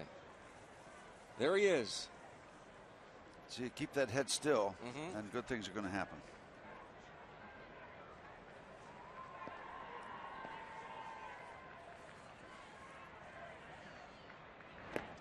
Skips past, and now McLeod into scoring position. Domit's 2 doubles today. First one came leading off the second. In the left center field. Nothing cheap about that one. And then later, nothing cheap over the about head that of Jordan one. Schaefer. These aren't little flares down each line. But when he gets that beard going in the middle of part of the season, he'll remind you Yukon Cornelius from out of that the Rudolph movie. Yeah. He gets it going. I've been talking the last couple days with John Russell about Domit's defense, and he had that bad rap coming up through the minor leagues. In fact, a few years ago, really the old administration felt like he was never going to be good enough defensively, so Paulino took control of that, and John Russell went into spring training last year and really lobbied for Domit to get a chance anyway, and it was Domit who took full advantage of it, eventually took the starting job away from Paulino. But I asked Russell the other day, Steve, about comparing Domit's defense behind the plate, calling a game, catching pitches, blocking pitches, throwing to second, the whole area of defense, and he says it's night and day from a year ago. Still has a ways to go. Yeah, but the more he plays, the better he'll get. Fly ball hit deep to center field. Jordan Schaefer is back, and it's off the wall. Ryan Domit is going to settle for his 3rd double. And the Pirates take a 6-0 lead in the 7th. It is your day, Dewey. Could you possibly write a better script for a Saturday afternoon Pittsburgh Pirate home game? You couldn't. You just could not write a better script, and it's not over yet. So we hope the book has a good ending. But so far, you couldn't ask for much more. And this ball just carrying and carrying. And once again, I'll tell you one thing, Mr. Schaefer has been very familiar first 2 games with the padding at that center field wall. 3 double day for Domit. Freddie Sanchez had 3 doubles on the home opener, and the record is 4. Well, you're right about the script too. When it's a real tribute to any player now these days when they have their bobbleheads handed out, and even better when you perform like Domit has done today. Now they'll intentionally walk Adam LaRoche. They had intentionally walked Domit last inning to get to LaRoche, and Reyes struck out LaRoche, but then Craig Monroe homered off the starter. That messed up the strategy for sure. Bobby Cox issues his 3rd intentional walk this afternoon. Bucks now leading at 6-0. Domit collects his 9th RBI. You almost feel like you're kind of in a bonus round now. You're completely relaxed. You got a good lead. I've always heard that a relaxed hitter is a better hitter. Oh, drives it deep to center field. Could this be his second home run? It is! Craig Monroe, his second three-run homer in consecutive innings. Welcome to Pittsburgh's PNC Park. Craig Monroe opens up a 9-0 lead. After another intentional walk. And these home runs are not down each line. Nothing cheap about them. Both of them in the bullpen. First one was measured 408, and this one's in the same neighborhood or more. Let's see if the crowd gets him back. Yeah, they want the curtain call. Strike is called. Let's see if come on out. They get him back out. There he comes. Craig Monroe, the new bucko. Yeah. Now you know who number 18 is. 2 3-run homers in consecutive innings. They'll be looking through the books on this one. Steve mentioned he had 3 home runs in one game in March down in Bradenton. This, of course, a whole different ball game. This is when it counts. His third career 6 RBI game, and Andy LaRoche, the man who was in the slump up until a couple of days ago, gets his third hit. Well, I'll tell you. Fun at the ballpark. Let's watch this Craig Monroe blast again. You know, the ball is carrying well today, but he put a charge into this ball. He's got the same approach out of the box, and he's got a pretty good idea. This one is gone.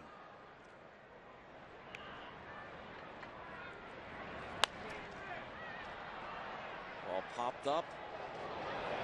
Vasquez, and the catch is made.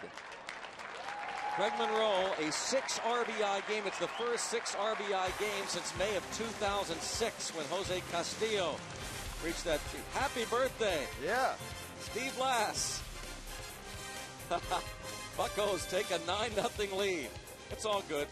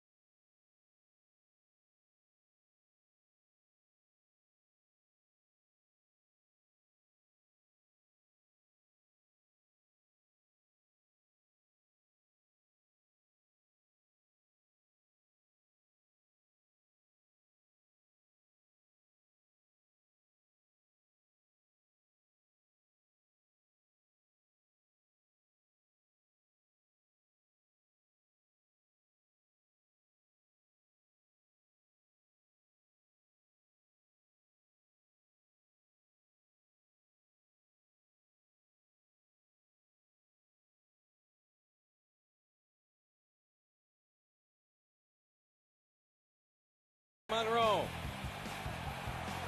2 3-run homers in consecutive innings.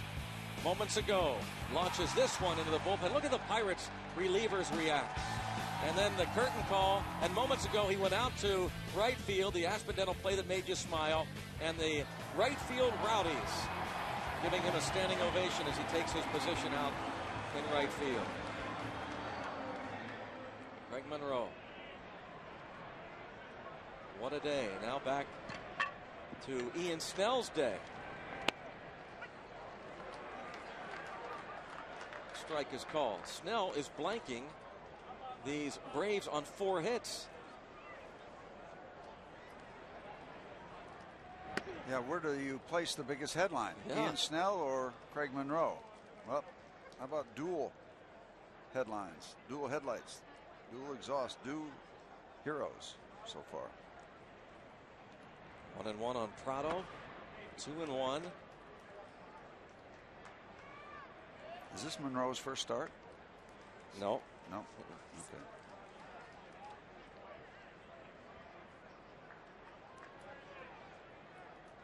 Monroe started on Wednesday against the left-hander Mike Hampton. Now 3-1 on Martin Prado. Game I kind of tried to forget. Yeah. Ian Snell trying to get his first win of the season. Not close. Ian Snell.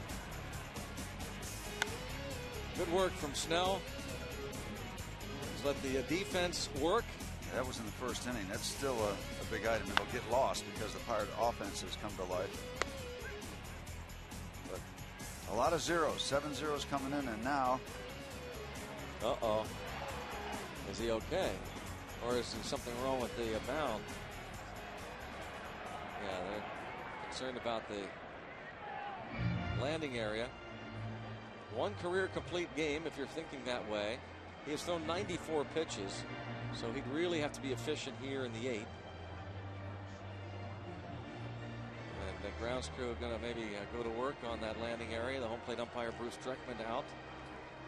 Yeah, with this kind of situation, now with this leadoff walk, they'll keep a close eye on him because, quite frankly, they don't need to stretch him out further than they think would be okay for him.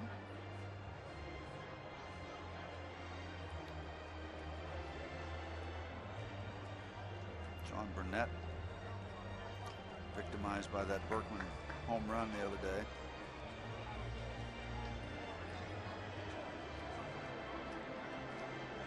That wow. Oh yeah, there's a pretty good hole there.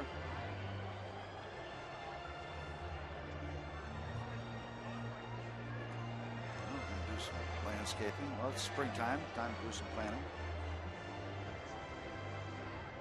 Oh, it is spring, Steve. Yep.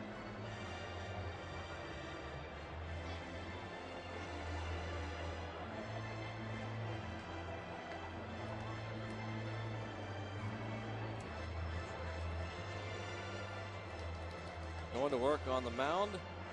And tomorrow on Inside Pirates Baseball, as they continue to work on the hill, we have the inside story on Rinku Singh and Dinesh Patel, how they became Pirates and what they're up to now. Plus, we'll show you what's new at PNC Park this season and hear from Nate McLeod, who shares an embarrassing minor league moment. It's an encore presentation of Inside Pirates Baseball, presented by your Western PA Chevy dealers and Geico. That's tomorrow at 12:30 right here on FSN. Inside Pirates Baseball weekends on FSN. There's the sign out there in left field. The left field loonies. You've got them out in left, and you've got the right field rowdies. And that is going to be it. And Snell didn't have any problems with it. Good timing. Get him out of there and a little wave to the crowd. What a performance from Ian Snell. Yep. 7+. That's 12 scoreless so far now for Snell. Columbia Gas 811 call to the pen has been made. Talk about the new Bucco pitcher coming in a moment.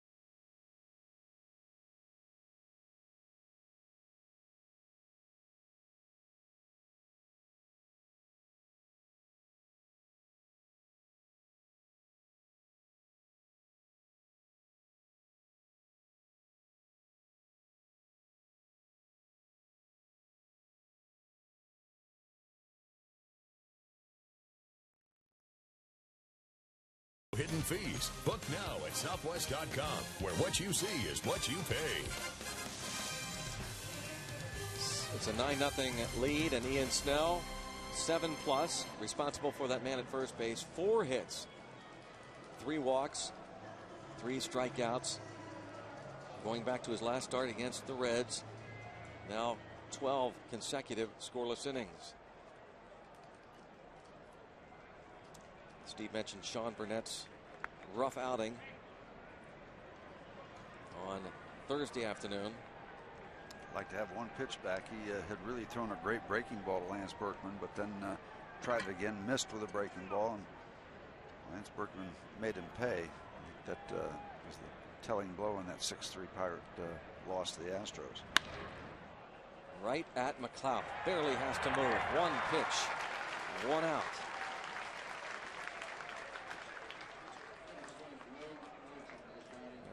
Greg Norton will bat now. That'll be it for Mr. Carlisle.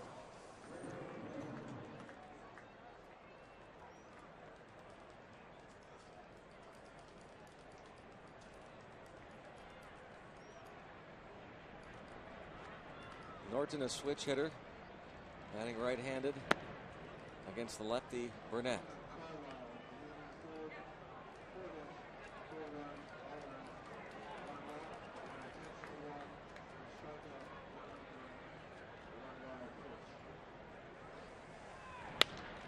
Fly ball to center. And again, routine for McLeod. Well, for keeping a scorecard, Carlisle goes an inning in the third, giving up 4 runs on 4 hits, a walk. It was intentional, and a strikeout.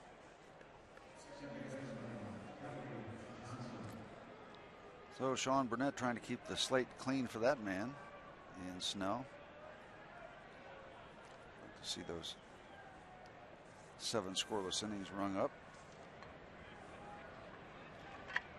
We're talking about building on that good start against the Cincinnati Reds and Aaron Harang, even though it was in a losing cause. Harang shut out the Pirates, but after the first inning, Snell was terrific. Gave up that 2-run home run in the first inning. That was it. Final score, 2-zip. Stay in play. Be out of play. That was back in Cincinnati last Sunday. Brandon Phillips hit a 2-out, 2-run homer.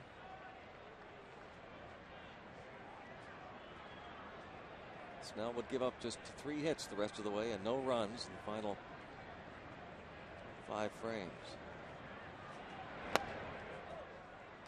2-1 on Kelly Johnson. Sean Burnett out there with that familiar style of starting on the third base side, and almost looks, not only looks, but steps almost toward the first base side and comes across the body. And nice snag by Freddie. Nice snag. All good stuff. Shutout intact. On to the bottom of the 8th inning. Pirates leading Atlanta 9-0.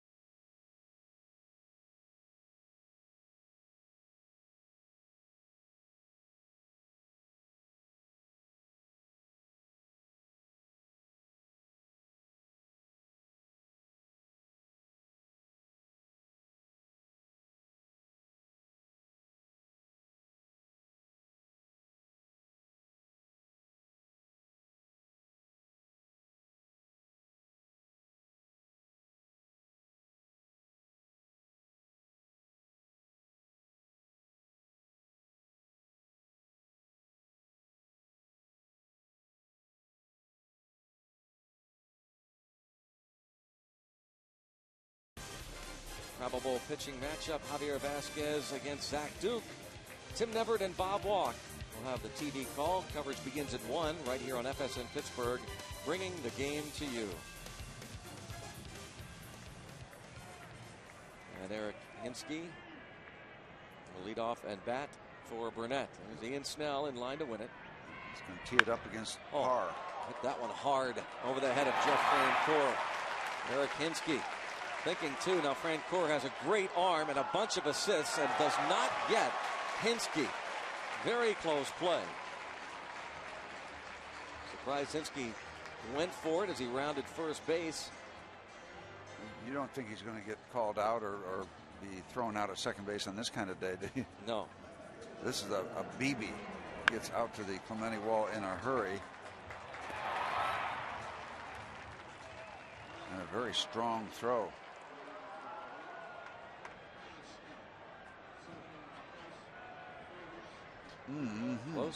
Close play. Yep. Hinsky a pinch hit, double now Nyjer Morgan.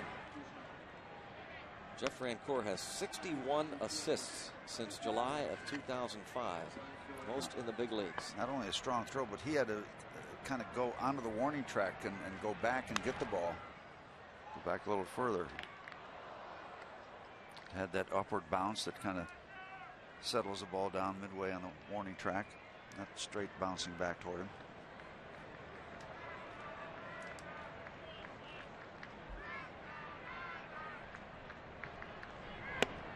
Pirates now with a dozen hits. Nyjer Morgan looks for his first of the day.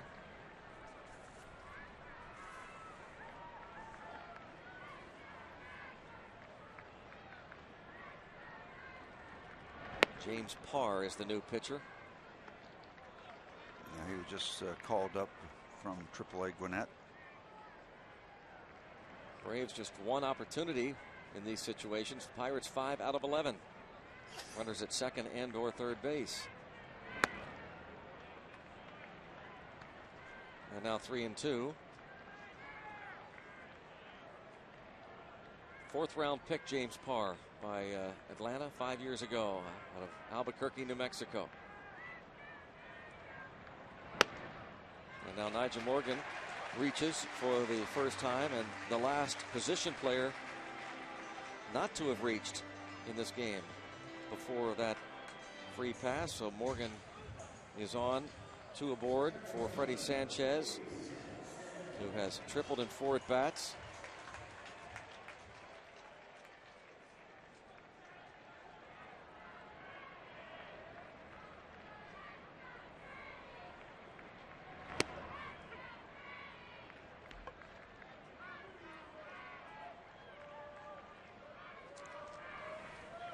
Nine runs, a dozen hits for the Buccos, no runs, 4 hits for the Atlanta Braves. Greg, do I have it right that the Pirates have 12 hits, 8 of them extra bases? 8 out of the 12? 1, 2, 3, 4, 5, 6, 7, 8. Yeah. That's production. Of course, remember the words of Hall of Fame manager Earl Weaver. Not too much better than that 3-run home run for a manager. And John Russell's received 2 of them off the bat of Craig Monroe today. 9 actually, Steve. 9 extra base hits of the 12.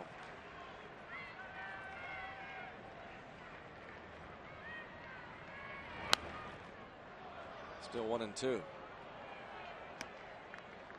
How about if the Pirates hold on and blank the Braves back-to-back games? Would be their 3rd shutout by the pitching staff this homestand. 3 shutouts in the last 5 games.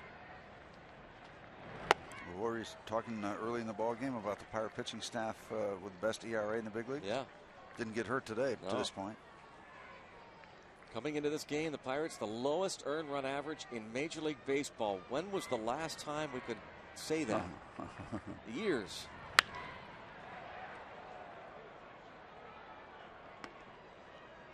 And there right now the big 3. You have to put Snell in that category. His second very strong start. To his right, Mahalam. To Mahalam's right, Duke. So it's Duke, Mahalam, and Snell on your screen left to right.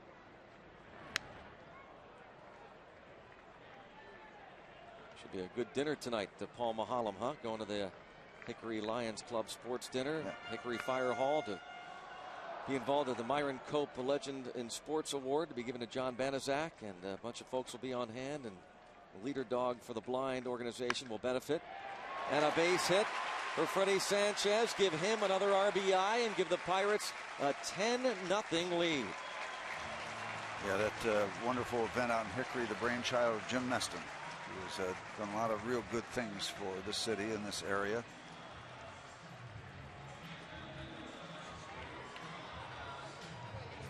Sanchez picks up his 4th RBI of the season. Hinske scoring easily. Morgan stops at second. Now Nate McLouth.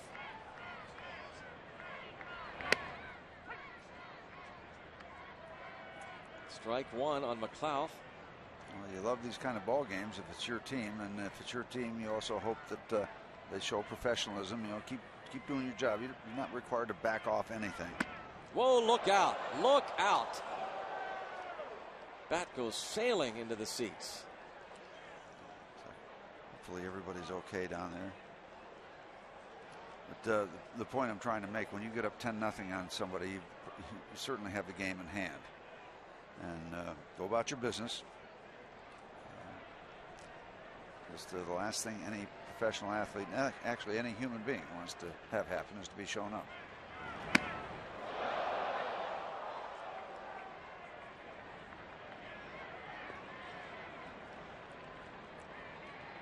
No 2 count.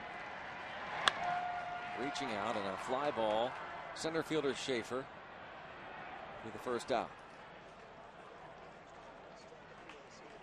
Let's listen to what they do here when Ryan Doumit is announced.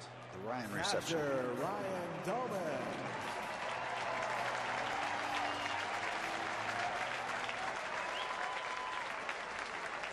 A nice greeting on his day. Doumit on base 4 times, 3 doubles, an intentional walk, 3 runs scored.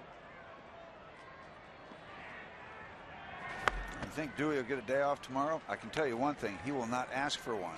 Nope, he won't get one. And he'll argue if John Russell tells him to take a day off. He'll say, "But I'm hot. I want to stay hot." You know, that's how players think when they get on a good roll.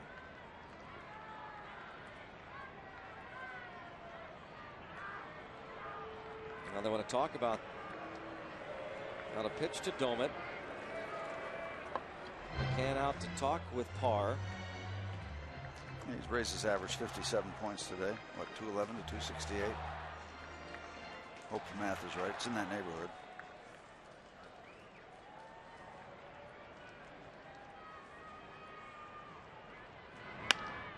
And a fly ball to right. Catch is made by Fran Corey. Started back a moment. He finally retired Doumit. He'll get a nice applause again when he heads back to the dugout. Ryan Doumit.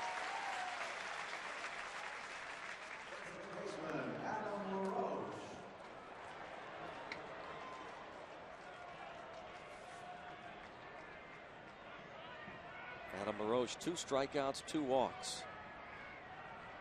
One of them intentionally.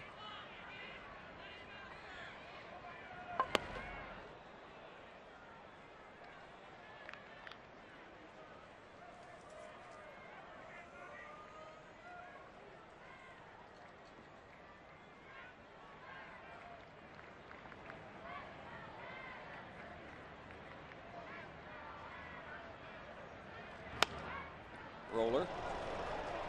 Third base. Prado to Kochman. That wraps up the 8th inning. Bucks pick up another. On to the 9th. Now can the Pirates preserve this shutout? They lead 10-0.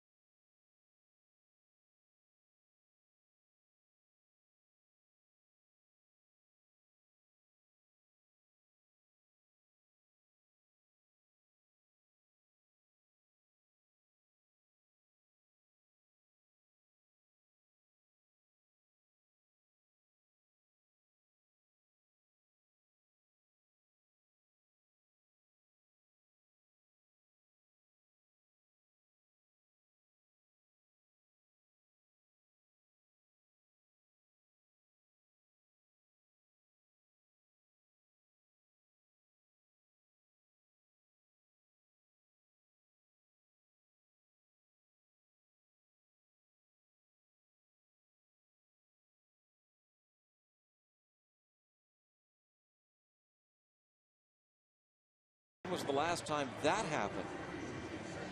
How about July 18th and 19th, 1974? Last time the Pirates blanked the Braves in consecutive games. Jerry Royce and Ken Brett. An all-star game in Pittsburgh that year. Yep. Ken Brett was the Pirate all-star. Yeah. Ian Snell in line to win it. And Jesse Chavez going to get some work.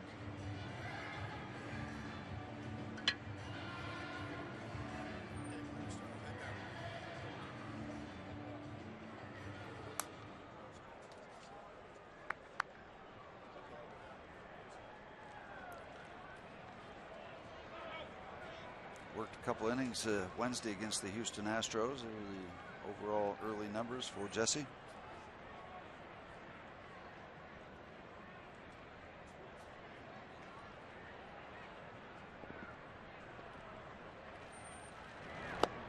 Last time the Pirates had consecutive home shutouts.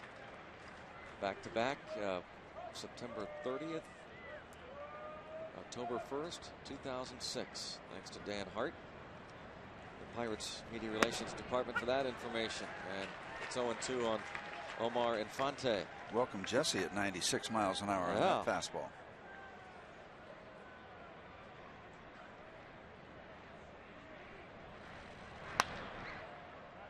In the air to right, and Monroe.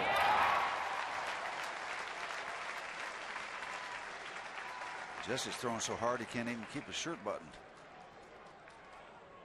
That's all right. Garrett Anderson 0 for 3.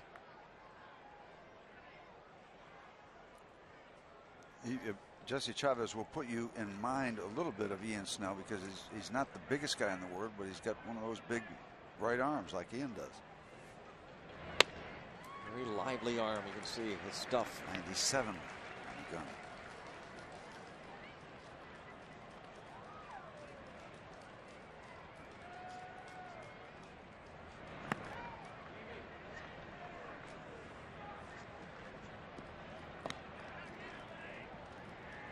One ball, one strike. Garrett Anderson.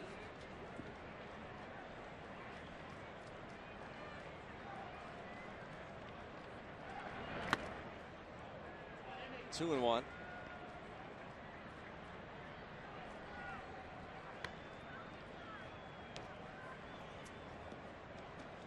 $25 outs in the books. On the books for the Pirates, looking for a couple more.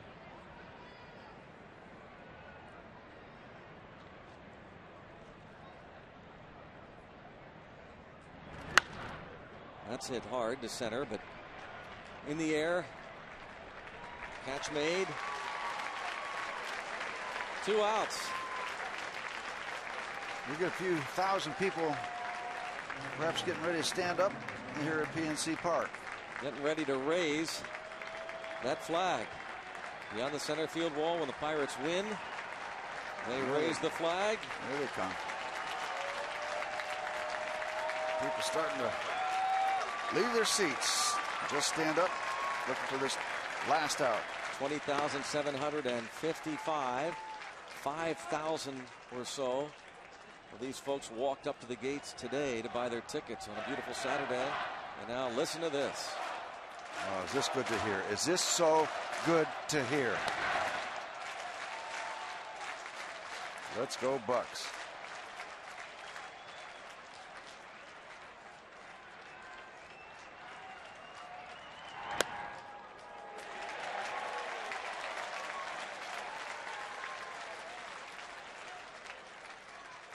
Two and one on McCann.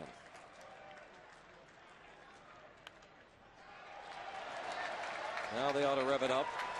Down to the last strike. Let's listen to this crowd of 20,755. The first Saturday day game since September 3rd of 06, and looking for back-to-back shutouts of the Braves.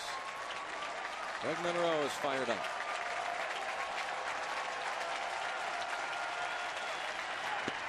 Raise the Jolly Roger. Raise it. Craig Monroe leads the offense. Ian Snell leads a resurgent pitching staff. that registers its second consecutive shutout and third on this